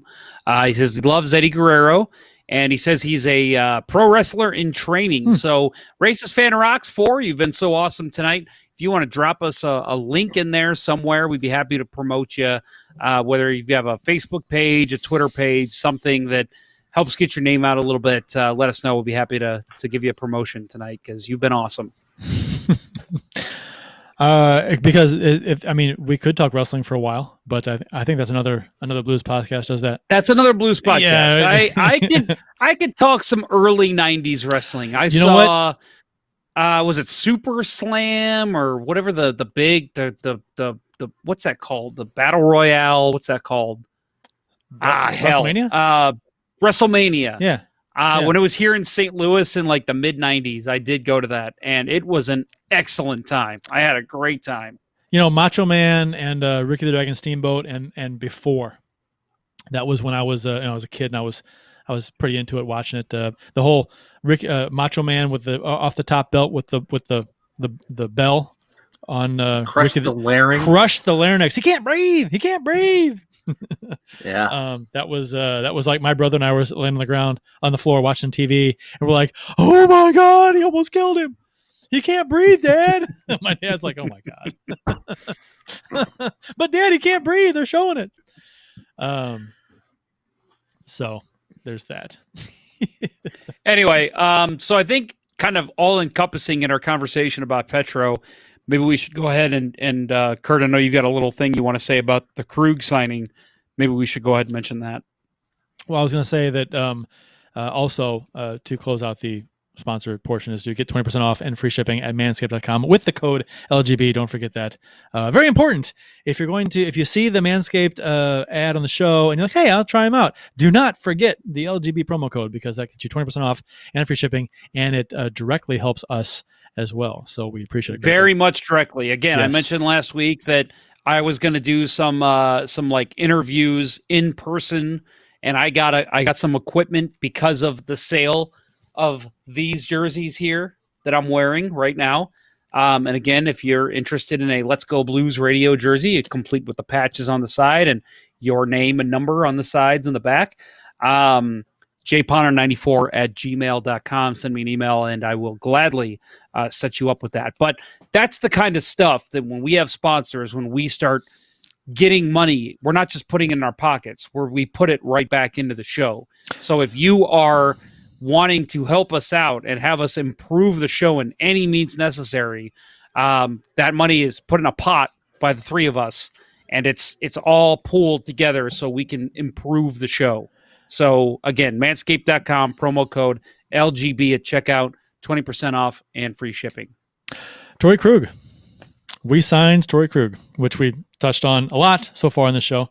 But on Friday, the Blues signed free agent defenseman Torey Krug, 7 years, $45.5 million, cap hit of $6.5 million per season, which is exactly what Pietrangelo's cap was before in his last 7 years with us. So that's interesting. Krug is 29 years old and had spent his entire career in Boston. 523 games played, 337 points, 67 goals, 270 assists, 52 points in 75 playoff games. Do you guys like the deal? So first of all, let me just say that I love and hate the fact that what I'm about to say. He was undrafted, and I think that's awesome because, like when I talked to Brandon Bollig on the show over the summer, to see an undrafted player turn into a player like Torey Krug or Artemi Panarin is awesome, and I love it. And then we talked last week about Datsuk and Zetterberg, two guys who are probably Hall of Famers that were drafted in the 6th and 7th rounds, which Kurt called right on the button, by the way. I had a lot of discussions with letsgowings.com back in the day about how lucky they got in those drafts. So that's why I recall that. So it's cool to see, but the only issue that I have with it, the reason I like kind of hate it, is guys like Pierre Maguire. Every time he touches the puck, that's what we're gonna hear. He was undrafted, and the Bruins picked him up, and then the Blues signed him, and good for him. He's got a great career because he was undrafted, and that's all we're gonna hear all the time. So that is annoying, but good for him for getting to this point in his career, signing a huge deal with the Blues and being an undrafted player. He's not Pietrangelo. He's not going to replace Pietrangelo. I mean, not a lot of players could. But I think all things considered, we get to keep Krug. I like him a lot. He's a very good defenseman, more offensive minded. Granted, it'll be interesting to see how he plays without the powerhouse players he played with. It's not a knock on the Blues players, but Boston had some pretty elite players he was playing with on the power play and stuff. So we'll see how his production in Boston translates to his production here, if it's similar or not. But there's not much to not like about the deal. I think it's fine salary wise. It's good. You're not forced. The Blues still have to make a move though before Tarasenko comes back. If I'm not, how are they on? Because he's on LTIR, so they've got the 7.5 cleared. But when he comes back, he's supposed to come back. He's supposed to be reevaluated about a month or so into the season. So if he comes back after that, at some point they'll have to clear, I think, some salary before he comes back. Which I guess they can waive somebody to make that happen, but that'll be interesting. Well, and it's also that they don't have that cap money until the season starts, correct? They have until they can go 10% over. 7.5. They can go 10% over. Okay. They can go 10% over until is it until this? I'm not sure what the drop. I think it's still game 1. Is it game 1? Okay. They can go 10% over now up until whatever it is. So they've got that flexibility. I don't think they're over by much. Maybe $1 million or $2 million. Yeah. But no, and I'm with you, Kurt. And Bill, I want to get your 2 cents too. I love the deal. Again, when it happened, I mean, I pulled a rookie Twitter move. The minute I saw he signed, I jumped on Twitter and said, I do not like this. And then again, as I thought about it throughout the night, I thought, man, a lefty D, and I know that a lot of people were saying you can't split Parayko and Scandella. I think over time you will see that. And a top pairing of Parayko and Krug is, I mean, that's ridiculous. And I know that there's 6 left-handed Ds on the team right now. I think you'll see that changed by game 1 of the season. I love the deal. I love it. I think the cap hit of 6.5 for him, I mean, at least in the first 3-4 years of the year, or 4 years of the contract, I think that's great. I think, I mean, again, we're not going to see the cap move for a little bit, but once it does, I think 6.5 for a guy like Torey Krug is more than okay. His cap hit is 6.5. His base salary the first 2 years is only $4 million. After that, then the third year is $8 million. Fourth and fifth are 8.5. Sixth is 6.5, and the last year of it is 6. So the next couple of years, they're only paying, I mean, out of pocket $4 million.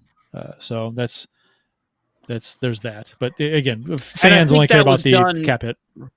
That was only done because of the way the revenue's not coming in right now. Yeah. So That they makes sense. figured let's pay them less now, Right. and that's why you're seeing a lot of backloaded contracts as right now. Yeah, that Kurt talked about this earlier. The same money that Petro had on the last contract, right? So you're talking about you're replacing a guy, and you're replacing him with the same dollars, right? So it's a comfortable contract from an organizational perspective. What you're giving up is when Petro signed that deal, he was a lot younger, but Krug is a year younger than Pietrangelo was. You were going to pay Pietrangelo more. It's from a money and financial perspective, it's a great deal. I think it'll be time, before we know where he's going to slot in, who he's going to pair with. I actually kind of like the idea of keeping Parayko and Scandella together.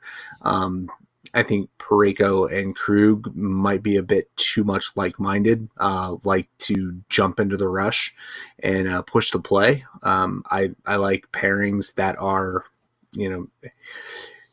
you have two pairings that can do that, right? You put Falk with Krug. Krug can jump up.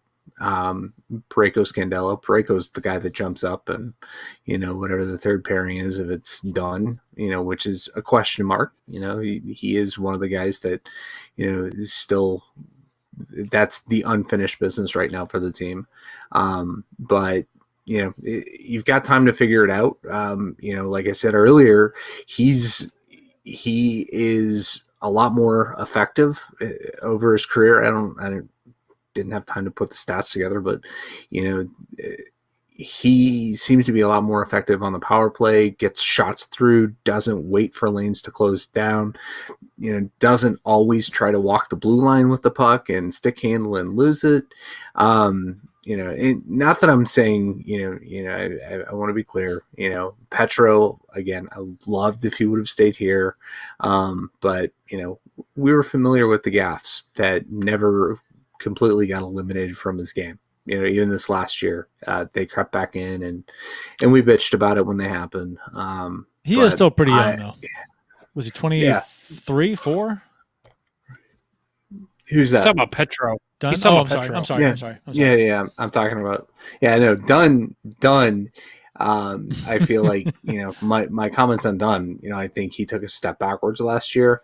I think he can bounce back. Hopefully he doesn't get the same treatment that Fabry and Edmondson got, which were young single guy. You're not you gotta shape up or ship out, and Dunn's 20. Dunn's 23. Tired of them. He's 23. Yeah, he's got time.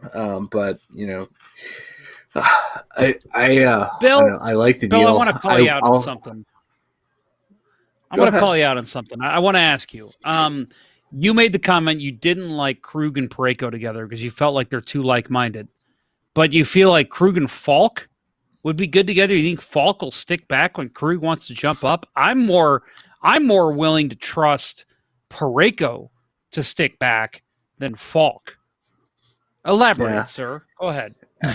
I felt like Falk, when he was ineffective and when we bitched about him last year, it was because he wasn't assertive enough. With Krug, you never have that problem. He's going to be an assertive defenseman.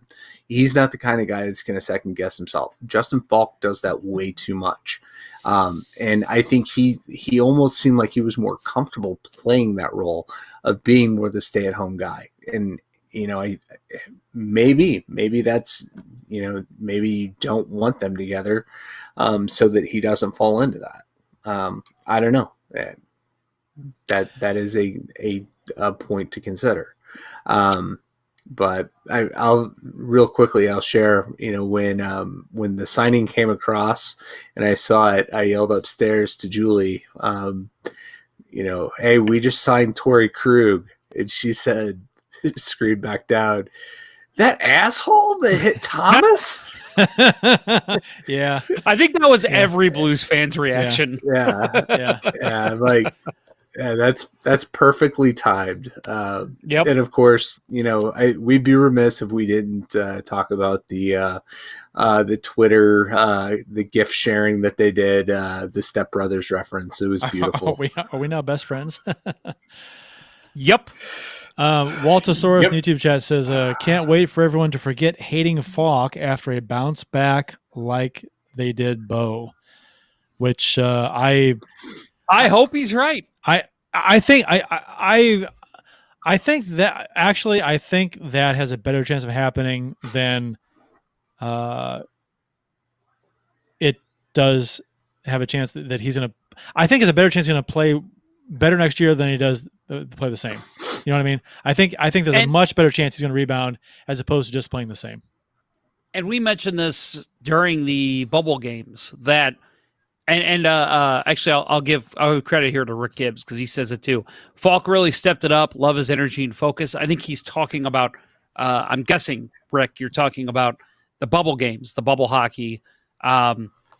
He really stepped his game up during the round robin, especially.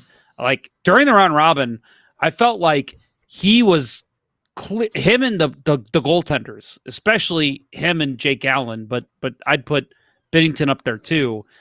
They were the best Blues players in the round robin playoffs. And once the playoffs actually started, Falk was still up there, one of the best players for the Blues.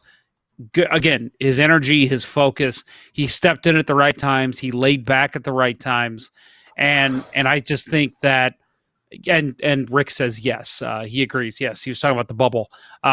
If that's the Justin Falk we get, and this was something we talked about last week, Kurt, is if Petro leaves, which he did, and now all of a sudden Falk is going to be relied on to play more than third pairing minutes, is he going to be able to step his game up like he was playing in Carolina? And I think they used him a little bit more there during the round robin games, which is part of the reason why, because they were resting Petro and Parayko. And I have to look at the numbers, I have to look at the minutes, but I'm pretty sure Falk was playing equal minutes with them. And he looked great. And if that's the case, maybe we see a different Justin Falk this year. Well, you're going to laugh. His last year in Carolina, he actually played more minutes his first year. I'm sorry. No, he played less. So last year he played less than he had his entire career. Average time on ice was 20:34. He had always been over 22 and often over 23 and 24 minutes per game in Carolina. So yeah, it was him and help me out. Who's their defenseman in Carolina they love? It's too late. My brain isn't working. Hold on. Anyway, it was him and one other guy that were always getting the minutes in Carolina. And then he comes to St. Louis. Slavin. Thank you, Jacob Slavin. And he comes to St. Louis, and all of a sudden it's Petro, Parayko, Bouwmeester, then Scandella, then Vince Dunn was getting a bunch of minutes. I mean, he was lost in the shuffle. So I'm hoping that when he gets more minutes, probably next season he will, we're going to see a different guy. Let me look up. Yeah. Go ahead, Bill. Yeah, that's a good point. He's not going to be third fiddle right defenseman. He's going to be that number 2 right defenseman at worst. Might be top pairing. Falk got the 4th most minutes last year behind Pietrangelo, Parayko, Bouwmeester, and he got 20 seconds more per game on average, more than Scandella. So, yeah, he didn't. And that's probably how many games was Scandella? Was that probably 7 or 11, 8? Right, 11 games for Scandella. 11. Yep. So yeah. Yeah, Dunn only got 16 minutes average time on ice. Well, either way, we'll see. I mean, it's so easy for Falk to be the whipping boy this season, and it's deserved. I'm not gonna lie. He signed a big contract. He came in, he underperformed, but we'll see. I mean, now that the right-handed D is a little less congested, and he's definitely your second best left-handed D, let's see what he can do. I think he might be able to do a lot depending on who his line mate is. You know what's going to suck? I mean, Krug is, like it or not, he's going to be thought of as the Pietrangelo replacement. And if he doesn't play really well, people are going to say it's a shitty contract. Should have signed Petro. Shouldn't have signed Krug. He's going to be under the microscope, maybe unfairly, but he's going to be under the microscope. Go ahead, Kurt. Make the comparison, Kurt. What are you thinking of? Pronger Brewer? Oh, Pronger Brewer. Oh, listen. That's so much apples and oranges. Okay. Brewer was terrible. But Oh when he was first brought, who scored the first goal in the 2005-2006 season? Eric Brewer. Was it Brewer? Who was the top minute getter in the 2005-2006 season? Eric Brewer. So he was the one that was clearly judged next to Chris Pronger. And listen, we bitch about that guy constantly. Well, he was traded for him. And that's a little, okay. But Krug was signed in place of Pietrangelo. Right. Well, so there's going to be people if you that believe are literally Armstrong, going to say. There's going to literally be people who say, if you believe Doug Armstrong, he said the door was still open. So in his mind, if Pietrangelo wanted to sign back here, at least publicly, he was willing to try and work something out to have them both. Anyone, how social media works. The minute that Krug makes one bad play, it's going to be. I know. Petro wouldn't have done that. Yeah, that's why I just that's why I brought it up. It's going to be a comparison to Pietrangelo. Sure. So it's the same. Again, Eric Brewer was awful. I'm not going to say he wasn't, but he had unfair circumstances coming in, like right away, even when that trade was made. And I'm the fucking world's biggest Chris Pronger fan. I was like, this guy is going to be hated in St. Louis. He's going to be hated no matter what he does because he's supposed to replace Chris Pronger. And that is what Torey Krug is going to do. I don't know if he's going to be quote unquote hated, but I could see him not being liked at first. Oh, I think it's a huge uphill battle for Krug. It's not fair to him, but I think that's going to be the case. He's not as good as Pietrangelo, and I think fans are going to want him to be. I think the handedness is going to be helpful to him, right? He's not a right-handed shooting defenseman. He's a different player. I don't look at him and he doesn't look at himself. And I think that's the most important thing. And if he can keep grounded in that and convince people of that, he is not a replacement for Pietrangelo. Nobody could replace Pietrangelo. Nobody could deliver what Pietrangelo did. I agree with you. In the first cup in team history, right? There will be a bit of an uphill battle. I don't think it's going to be all that big. You know how fans are, though. But it all comes down to how well we perform on the ice. That's true. If the Blues power play is clicking and Krug is a big part of that goes away right away. I think if we're winning, I mean, I think if we're just winning, I don't think it matters if the power play is any good. If we're winning games and playing well overall, I think that's always been the case. A lot of players, goalies especially, they're less than stellar play that will be called out if you're losing is given a free pass when you're winning. That's just the nature of sports. Because when you lose, you're looking for reasons why, and you nitpick everything, and you pick apart and you find who's underperforming and you blow it up. And I think and if you're winning, it doesn't matter. If you're losing, you look for reasons why. And if Krug is not Pietrangelo, he's going to be to blame. I think Falk is under the microscope this year too, obviously. Dunn. I think Parayko.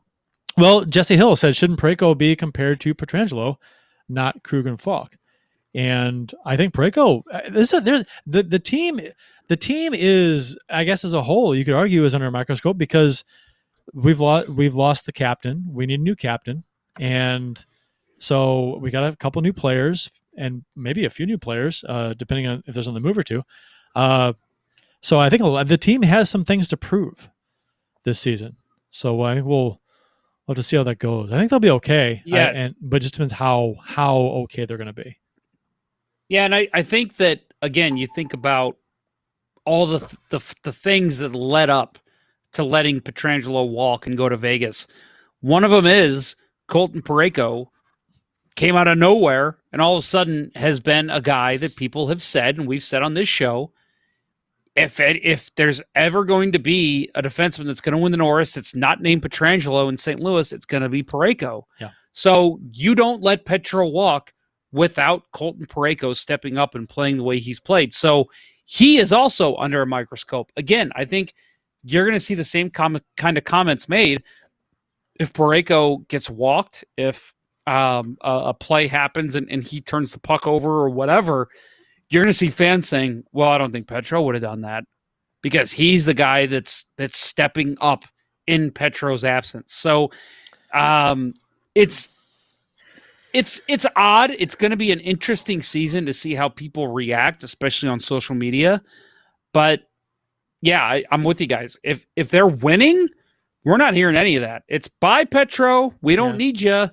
Enjoy Vegas. Don't let the door hit your ass on the way out. But now it's, if they lose, if they go on a 5-game losing streak to open the season or whatever, you're going to see people wanting heads to start rolling in St. Louis.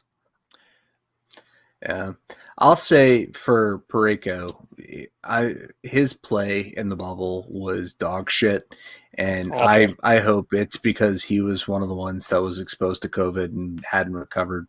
I think he and Dunn are the two guys that I think looked the most like they were physically impaired, likely, due to exposure, overcoming the virus. That's my hope because God, he was dog shit.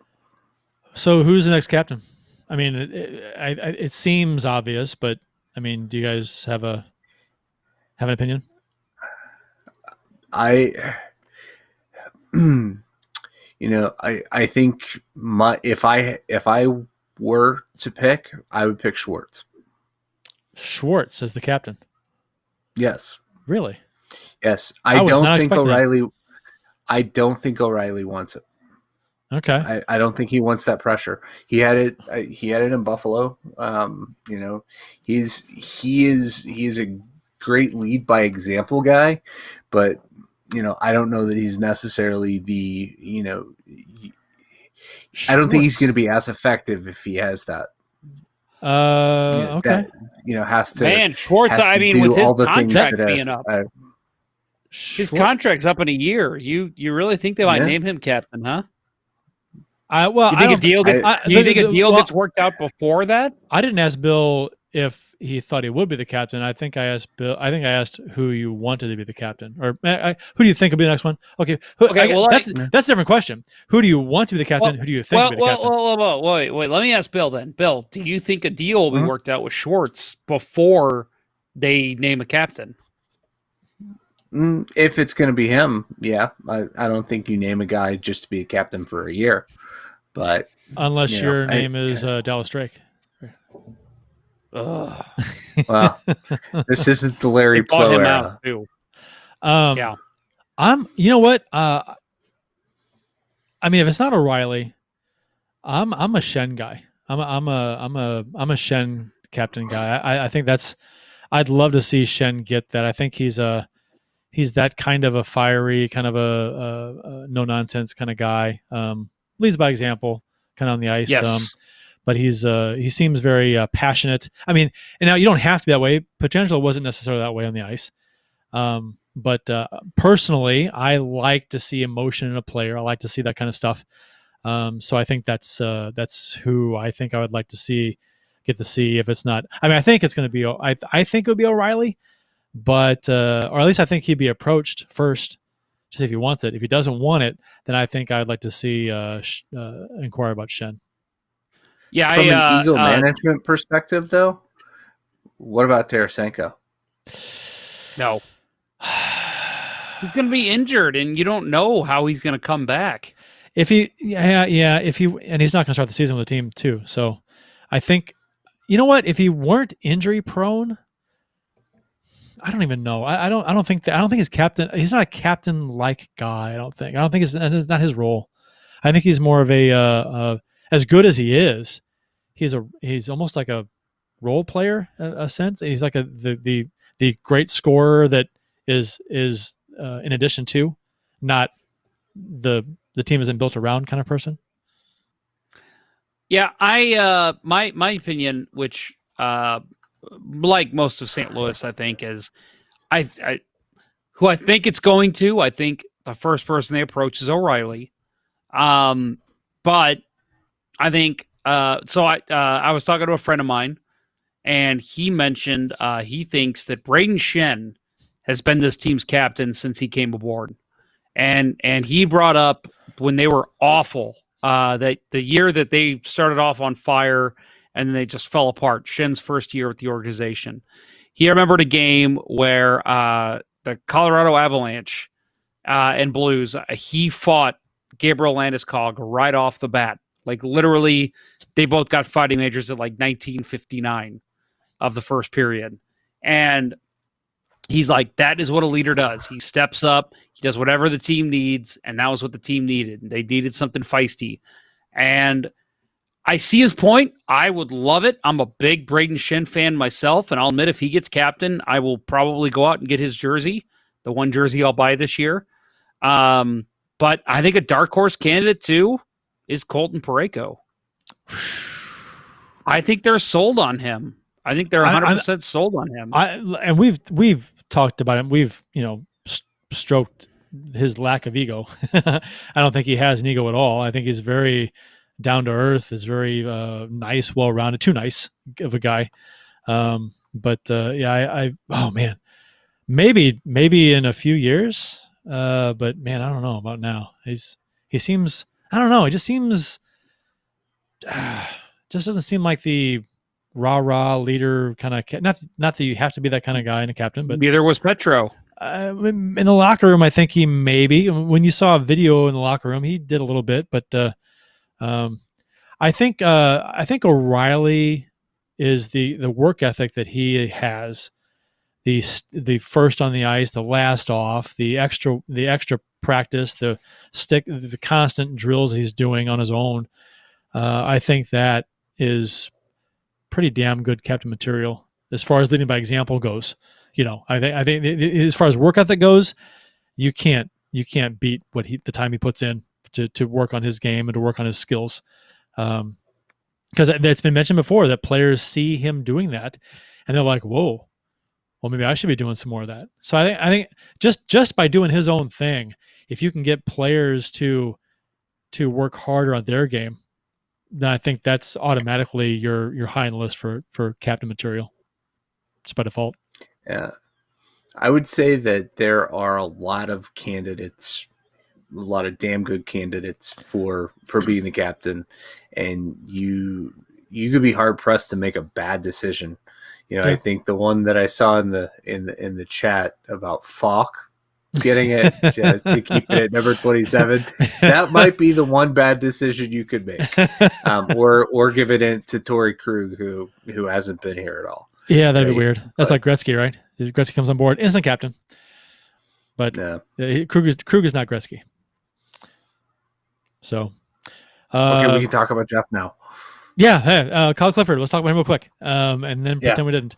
The Big Red Dog signs on St. Louis. 2 years, $1 million per. 29 years old. Finished the last season with the Maple Leafs after being traded by the Kings on February 5th. With the Leafs, he scored 1 goal and 2 assists in 16 games while adding 23 penalty minutes. Didn't we talk about him as a possible trade candidate? I think when I sent that out on Twitter, I got Clifford confused with Toffoli. When we talked about Toffoli as possibly as a trade deadline guy, the Blues might be interested in. But Clifford's name came up too. I think his name came up too at some point. Yeah. I think it did. Okay. And I think, whether it was back then or now that we have signed him, I think what this signifies is, the roster missing a rugged, depth forward. So right? he's, after Pat Maroon left, yep. He there was a hole. At least, you didn't get that from Mackenzie McEachern. He could come in and bounce people around for a game, but then, he couldn't string multiple games together where he looked like a competent NHLer. Kyle Clifford's got a resume, right? Yep. He's a couple of cups in LA. He's been around the block, big body, leadership material.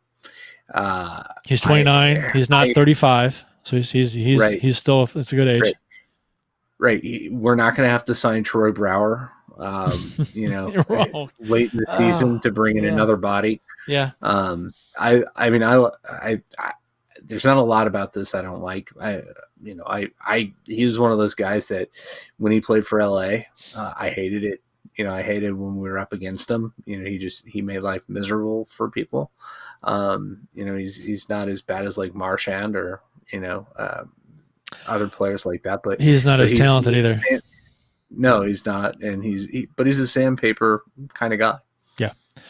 And I agree with you. I think he's a fourth line guy. He's gonna add that size that is kind of helpful if you play if your system plays relies on a fourth line to play that way. Kind of comes in and might play the role of a maroon type player to some degree. So $1 million per, it's not much. So that's cool. So I like it. It's not he's not. I mean, it's not a move you get excited about, but it's a move you're like, hey, I like that. That's good. It's a fourth line guy. We'll like it. We'll take it. So it's a need. Well, and I think too, it does kind of like Bill was saying with McEachern and maybe even a couple other younger guys. I think it challenges some guys to try and battle for a role more. I mean, we make the comment about goaltending, how, and again, we didn't mention John Gillies getting signed, but the veteran the Blues signed for goaltending was John Gillies, and he's going to battle with Ville Husso for that backup job in St. Louis. And you need that in training camp. And I think Kyle Clifford, he's going to make guys like Mackenzie McEachern think twice about having a secure spot. Even a guy like Nolan Stevens, who's trying to work their way to the NHL roster. Hey, we just got another hurdle. We've got Kyle Clifford, who's a Stanley Cup winner, proven kind of tough guy who can also put the puck in the back of the net when needed. He could even fill in on the penalty kill or power play if you really, really need it. He's versatile. And I think it really is going to make those guys work even harder in training camp to prove they belong on the NHL roster.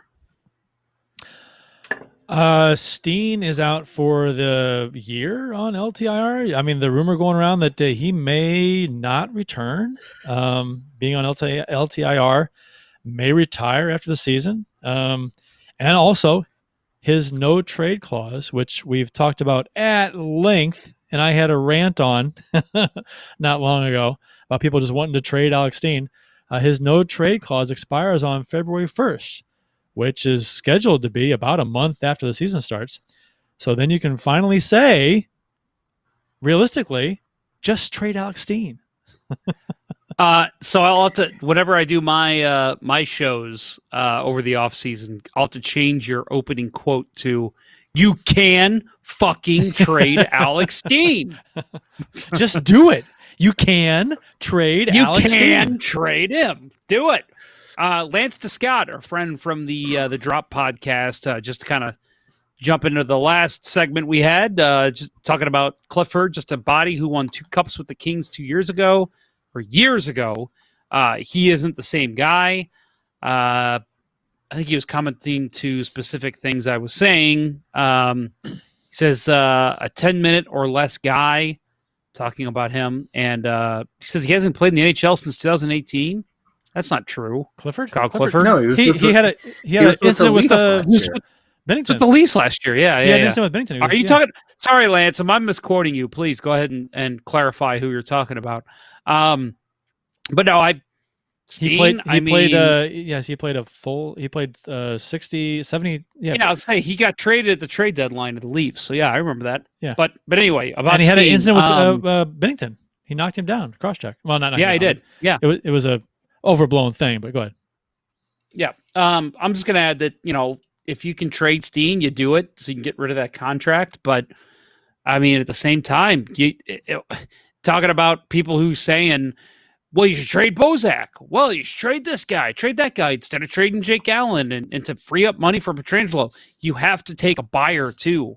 And, he's talking about Gillies. I'm sorry, Lance. Lance is talking about John Gillies. He hasn't played in the NHL since 2018. He's right. And I was not, again, we don't need to break that one down too much, but I wasn't a fan of that. I think there's so many UFA goalies they could have tried to bring in to challenge Husso for the backup spot. I wasn't a fan of that either. But, Bill, go ahead. You're the goalie guy. Go ahead. I don't look at him as coming in to challenge for that backup spot. He's our AHL guy this year. That's when I saw that signing. It's not, best case scenario, it's Brian Elliott, right? The guy that washed out, where he was drafted and came in, surprised, everybody by making the team. I don't see it happening. He's a depth signing. He's an AHL goalie. Yeah, I just would have preferred to see the Blues do something a little, I don't know, a little better. And Lance says Husso is hurt so often. You're right. Again, another reason why you maybe wait out the market and you see who's left closer to the start of the season, and maybe you make a entry level deal. And it's not like there's been a shortage of goalies available. I mean, there was a ton of goalies available. Yeah. I mean, as far as like you could have had. I mean, I think somebody asked us on Twitter, would you want Crawford? And I was like, that's a conversation. Yeah. Maybe. I don't know. I mean, depends on the price. I mean, it definitely was the deepest goalie market, and that's why when I saw who it was that they signed, my immediate reaction was, he's just going straight to A. He's not. It's an AHL signing. Yeah, if he gets the starting job, if he gets the backup job in St. Louis out of training camp, Ville Husso was probably literally throwing up on the corner of the ice. Not even trying to play goal. If Gillies gets the backup job, the Blues are looking for another option right away to replace Gillies. Lance says, "No, I'm just glad it wasn't Mike Smith." Good point. I think Edmonton Oilers fans were wishing they would have signed Gillies over Mike Smith. Yeah.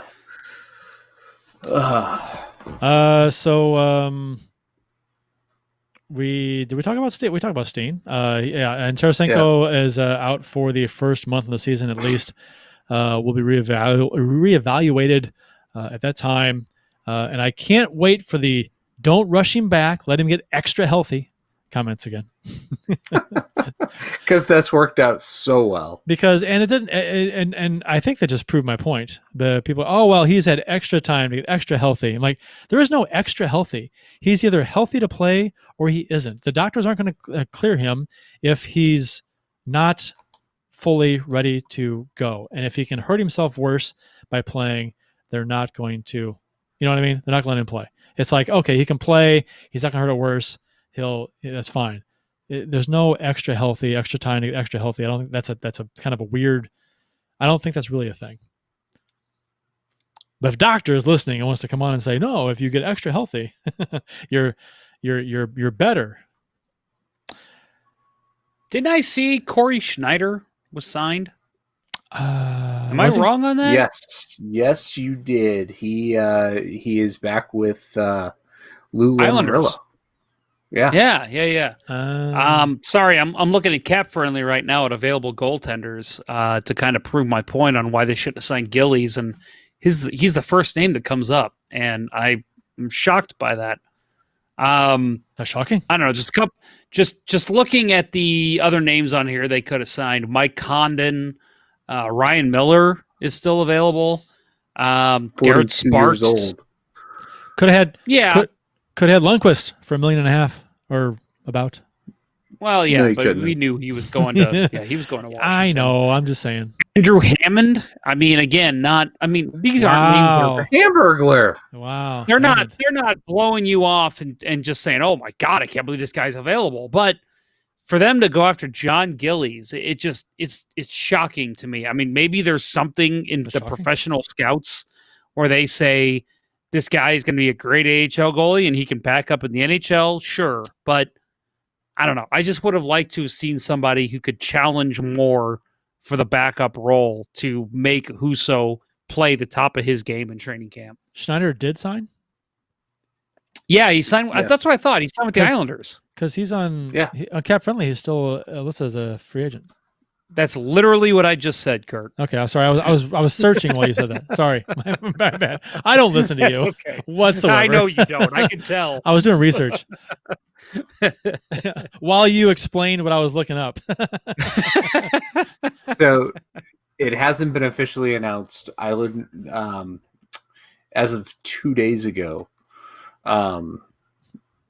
the post, I guess that's Larry Brooks was reporting, he was on the verge of signing with the Islanders. Andrew Hammond's on here. Don't go there. Well, and Stephen King would have been a huge fan of the Blues if they would have signed this free agent, Richard Bachman. Richard Bachman. Who is that? Anybody? Who is that? No? That is a pen name used by Stephen King. Okay. Mhm. I was not aware. So yeah, there's Yeah, a goalie Bachman. also. Right. He had a cup of coffee with the Stars, right? Yep. Taking care of business. Bachman Turner Overdrive. Turner Overdrive. Catherine Turner Overdrive. Yeah. Jesus Chrysler Supercar.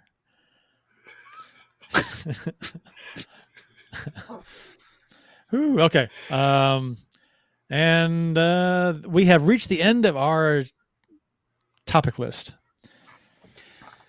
Well, what do you guys think? I had a friend, we'll close up with this, I guess. I had a friend say that he thinks the Blues missed the playoffs This next year? year. Yeah. I So mean, what are your thoughts? I mean, do you think the team is drastically no. I don't mean, think, no, what are your thoughts? I don't think. Well, I mean, okay, let's look at it. There's no Tarasenko for who knows how long.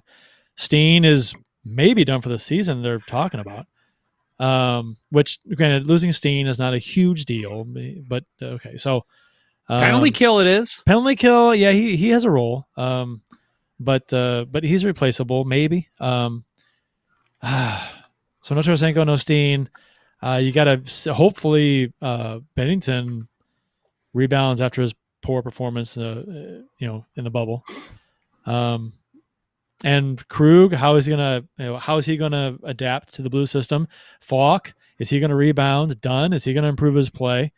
There's a lot of questions. I mean, for a Lots team of that ifs. is just a couple seasons removed from the cup, that was supposed to be a legit cup contender last year, they really have a lot of questions on this team. So to say that they're not going to make the playoffs, I mean that's going to the extreme on the chart of where they're going to fall. I mean, who knows? I mean, I would say that's a pretty far-fetched. So prediction. to me, the okay, yes, there's going to be a lot of question marks. You're right, Kurt, 100%. But I think in the latter half, if these question marks don't pan out, it's all negative. I think you're still talking about a wild card team. If everything turns out, if Falk becomes the player we expected him to be, or even close to it, and Bennington picks his game up and honestly even plays the way he played last season for the most part, I just think in the bubble he wasn't the best. But I thought during the season, I know his numbers weren't great, but he was good enough to get the Blues wins. If Robert Thomas can continue moving forward in his abilities. Same thing with Kostin, Kyrou. If Tarasenko can come back, even be half the player he was just 2-3 years ago, you're still talking about a Stanley Cup contender. And Krug, if Krug can step in and be the player he was for Boston, there's no reason to think that Krug's not going to be really good. I mean, he should be really good. On paper, I don't even want to say on paper. Just watching the guy play, he looks like the guy who should be able to step into this lineup and play fantastic, just like he did in Boston. I think people we'll see. Have concerns when Falk came over, didn't play very well. Oh, Krug could come over and not play very well. I think Boston's style of play is a lot more similar to the Blues style of play than Carolina's was. I think that may be a plus for Krug. And Krug even said that the Blues style of play is like a perfect match for him. So I think, I think he'll be just fine. There's no reason to think that he's going to be terrible, or not terrible, but he's going to suffer a regression like Falk did when he came over.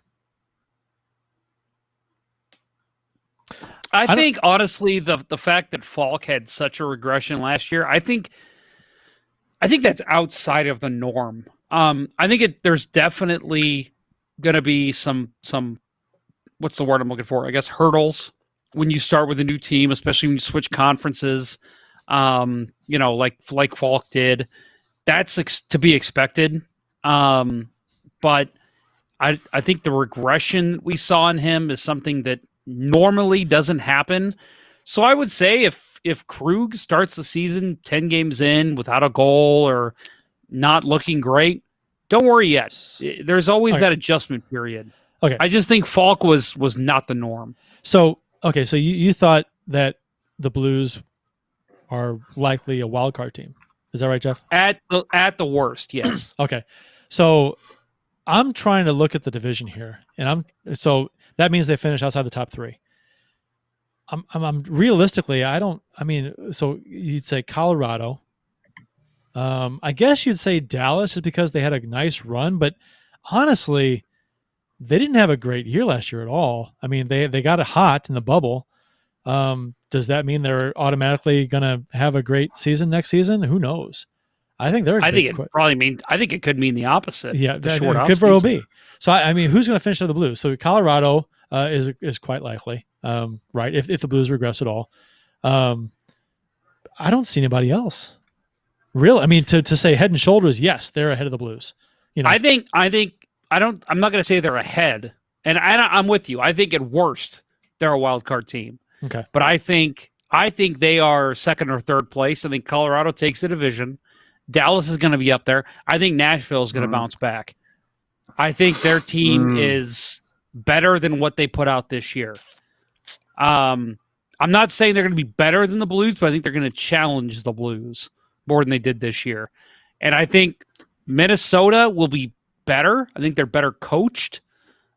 Chicago is just not. They don't even have a goalie. They literally could take Bill Day, the guy in the middle of our panel here, and put him in goal and probably have the same record that they're going to have this year. What do you think, Bill? Do you agree with that? Vote of confidence. I would never wear those colors. On Nashville, I think the one thing they have going in their favor is they're going to have a full year of John Hines. Laviolette's message historically, he's kind of like Hitchcock, goes in, lights the team on fire for the first year and a half, and then everybody hates him after that. And I think that's what happened a little bit. But I also think that they've got a locker room problem. The fact that they have stockpiled all of these guys who could be number one centers everywhere, with between Forsberg, Duchenne, Ryan Johansson, there's just too many of the same caliber player, and it's not working. One of their better depth guys, what's his name? Just signed in Boston. Craig.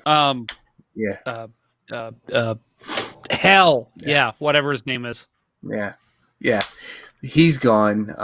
Who's the other guy? Another one of the depth guys that always give the Blues fits. He's in Ottawa now.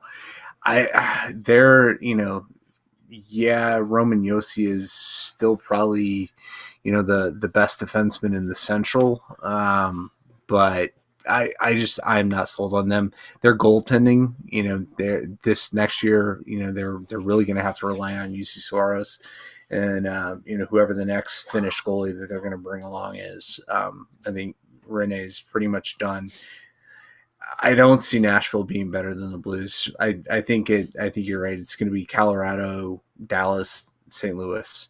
I think Winnipeg is, they got Paul Stastny back, but they still haven't addressed their defense. I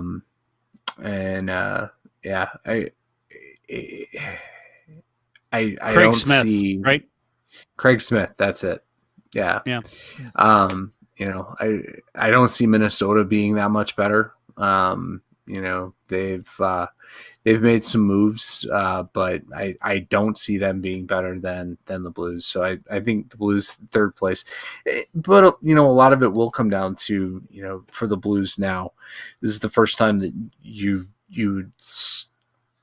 in the last 5 years that you'd say the Blues have true defensive question marks. We just don't know what the chemistry is going to be like, and we don't know what kind of season Jordan Binnington's going to have. I think he's going to bounce back. I think he's frustrated, he's motivated, and we've seen how he reacts, from a game-to-game situation.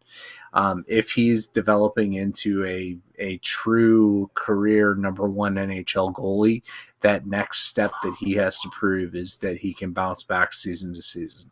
And I'm looking forward to that. I think he's got the mentality to do it.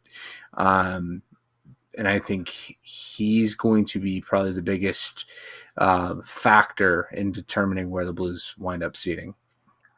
Let me just add real quick. Kylo Rat on the YouTube chat, which is an amazing name. I'm guessing that's a reference to Star Wars, so I'm all for it. He also said Craig Smith. I looked it up, but then I saw he posted that too. So thank you, Kylo, for that. Waltosaurus adds, Saros is a bum. Light him up. I'm all for that. Lance adds over in the Facebook chat, Lance DeScott, friend from the Drop podcast, Minnesota has Talbot in goal. No way. Lance, listen, all I'm going to say about Minnesota is on paper, looking at them, they're the worst team, maybe even worse than Chicago, because they don't have the scores that Chicago has. But Cam Talbot was great in the bubble. I thought he looked great for Calgary. And they have, I think Bill Guerin has stepped in and made a huge difference as the GM there. So I would say don't completely count Minnesota out. They still have a lot of guys who can figure out their game, and if they're coached properly, can still be a good team. So I would say don't be surprised if Minnesota makes a push. But, on paper, I'm 100% with you, Lance. I look at them and I say 7th best in the Central, but we'll see. Chicago finished strong last year. They did. And so did Minnesota. Yeah, they did. Yeah. Colorado or Chicago, the goaltending, right. Not having Crawford is going to be quite the challenge. Yep. So, and there was an article that Taze was actually surprised about Chicago's dedication to rebuilding, about how they're doing. They're going the route of rebuilding, and I think that surprised him, in that he wasn't consulted as far as like the moves that they were making. So I'm not sure if that was an indication that there was some uneasiness there between Taze and the Chicago ownership and the GM, but I just think that he made a comment about not being consulted about the direction the team was going. Yeah. I mean, I'm sure Taves is happy being in Chicago, but, we talked earlier about, the expectations that the cap's going to go up at some point. I'm sure that's what his camp was thinking when they signed those ridiculous contracts, he and Kane, that they're not going to strap the team forever, which is what they've wound up doing, right? So you can't. Somebody I think would take Kane. I think it'd be harder to find a team that's got the resources to give, to make a move for Taves. So, man, I was to say I hate to say this, but I mean, I think I'd take Kane. I mean, not that the Blackhawks would ever trade with the Blues, but if Tarasenko's out and you can work out a deal and they retain some salary, I think I'd still take him at this point. They both got 3 years left. So this year and then 2 more years. Yeah. Kane's young still, right? 33? Kane is 31. 31. And Taves is 32. And they both make $10.5 million per. I mean, if you can work something out, I'm not saying they ever would. Again, Chicago, St. Louis, no way. Man, 10.5 for Taves. Holy hell. That's kind of a lot of money. My God, he's not worth that. I mean, now granted, he is one of the best defensive centers to ever play the game, but still. But he delivered 3 Stanley Cups, 2 Conn Smythes. He got paid for what he did. He's a great player. But and again, 10.5. We talk about the Blues. If they win more cups, do you sign players, become Chicago, become LA, what they're going through now? Yes. I would need to talk to a Blackhawks fan, but I'm saying if I look back at that deal and I'm a Blackhawks fan, I say, hell yeah, I'd do it again because it meant we got another Stanley Cup. We've talked about that, and I think I think we are maybe all in agreement that you strike while the iron's hot. You try and do what you can while your window's open, kind of the cliches. If you have to mortgage the future to take a few shots at a Stanley Cup, legit shots now, do it. I'm for that personally. But I think Armstrong said, I'm not going to give my captain, more than $64 million, and I'm not giving him a no trade clause. He just said he's not going to do that if he's the GM here. Sure. So. And I respect that, but I guess, I don't know.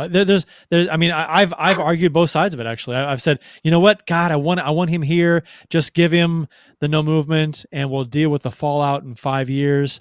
I'll put up with it because we've, as Blues fans, we've put up with a lot already anyway, up until the Cup year. So it's what's a few years of cap hell, compared to what we've gone through. So I don't know. I like I said, I respect Armstrong for holding steady on his philosophy, and I admire Pietrangelo for getting what he got. So it's whatever. It's hopefully the Blues are still contenders without Pietrangelo, and things work out okay for us. So we'll see. And you know what? Do you want Vegas to be good? Are you resentful at all? Would you like to see them kind of suffer a little bit? It's funny because I know that it's easy for me to sit here and make fun and poke fun, but I really do look at the fact that they moved Paul Stastny, who's a good center for them. Sure. They had to move Nate Schmidt, who was their best defenseman before Pietrangelo came. They'll have to move more too. Are they really that much better? I don't think they are. I think they're good. They're still a solid team who's going to challenge for a cup, but did this really make them that much better? They're over the cap right now, so they got to make. Yeah, they're going to still have to move one more person. Sure. So they still got to make some moves. And everything that came out on Twitter the other day is that, none of the guys that got mentioned as being the targets of who could move are happy. Pietrangelo right now is a bit of a locker room wrecker. I think Shea Theodore's emergence is the reason why they were comfortable getting rid of Nate Schmidt. I've always been a huge fan of Nate Schmidt. Love his style. Love the way he's played. But I'll say that him getting dealt to Vancouver is Vancouver. it may be a bit of a stroke of luck for Vegas to make that trade, because goddamn, Vancouver's been taking it on the chin for how awful they've been in this window. They've lost Tanev, they've lost Markstrom, they've lost Stetcher. Toffoli. They've just right, Toffoli. They signed who was it that they signed in lieu of Toffoli? Just bad decision making by Jim. Oh, Benning. Trevor So Linden.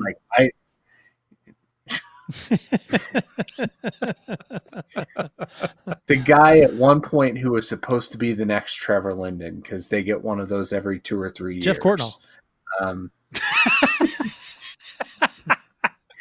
That gives me a headache. Oh, man. Oh, nice. Nice, Sorry. Bill. We all have done tasteless jokes now tonight, so we can move on. No, I think that I just think that Benning had to make a move to do something. I just don't know that bringing in Nate Schmidt when you've got Hughes as your stud left defenseman for the next forever. I don't know. I guess you need a little depth, but I thought it was a desperation move by Benning to bring him in. I think that's going to wrap up the show. This was a long but solid show, I feel like. I'm just going to claim that now. There was a lot to talk about. There was a lot to And digest. if you agree, you should jump on Apple Podcasts and write a review for Let's Go Blues Radio. Tell us what you think. Yeah. Please do that. Shining reviews, please. Hopefully. Unless you don't agree this was a good show, then just keep your mouth shut. Yeah, keep it to yourself. Support for Let's Go Blues Radio is brought to you by Manscaped, the best in men's below-the-waist grooming products. Get 20% off and free shipping at manscaped.com with code LGB. Make your balls a priority this fall. And don't forget, when you use the promo code and receive your products, take a pic of your products with LGB in the pic somewhere and share it online and tag us, hashtag LGB Radio. Let us know about it somehow, and we'll send you some free Blues-themed stickers as a thank you for patronizing our sponsor. I made a comment about a T-shirt earlier. What was that about? I can't remember. It was to Adam Gold only. No, it was to no, it wasn't a gold. It was somebody else. No, was it gold? It was gold. It was Adam Gold. It was gold. Yeah, it was Adam Gold. Yeah, he has to put a sticker on his forehead. You heard it. Take a picture. Forehead. And then you'll send him a shirt. Man. So real quick, are we done with Manscaped? Do we want to mention them some more? We're done with the show. Okay, so let me make one comment. I did make an announcement on the Stanley Ponder Cup Memorial Tournament for anybody who cares. We are actually pushing it back till March, because we're afraid the county may be putting restrictions on amount of people in a given space. And with the amount of teams we have in the tournament, we're right at 50 people. And restrictions at Queenie Park before was right at 50 people. So we're afraid we'd have to turn people away at the door. So we're just going to push the tournament back from November to March. So anybody who is wanting to come, participate, or play, it's still going to happen. We're just pushing it back until I think it's going to be March 6th. We don't have the exact date yet, but it's going to be early March. So just want to point that out to anybody who's interested. That will wrap up episode 7 of season 9 of the original St. Louis Blues Hockey Podcast, Let's Go Blues Radio. Thanks for listening, and thanks to those who participated on YouTube and Facebook live chats during the live show. We hope you enjoyed it as much as we've enjoyed bringing it to you. For Jeff Ponder and Bill Day, I'm Kurt Price. Until next time, everyone, let's go Blues. Let's go Blues. Flying checks from Torey Krug. Let's go Blues. Rick Gibbs in the YouTube chat says, great show. Great listen. Is that how you respond to listeners? Anyway. LGB. The Chiefs are at home tonight against Cyanosport at the War Memorial at 8. Good seats are still available. A look at sports. I think that went very well. Thank you for listening to Let's Go Blues Radio. Now take off, hosers.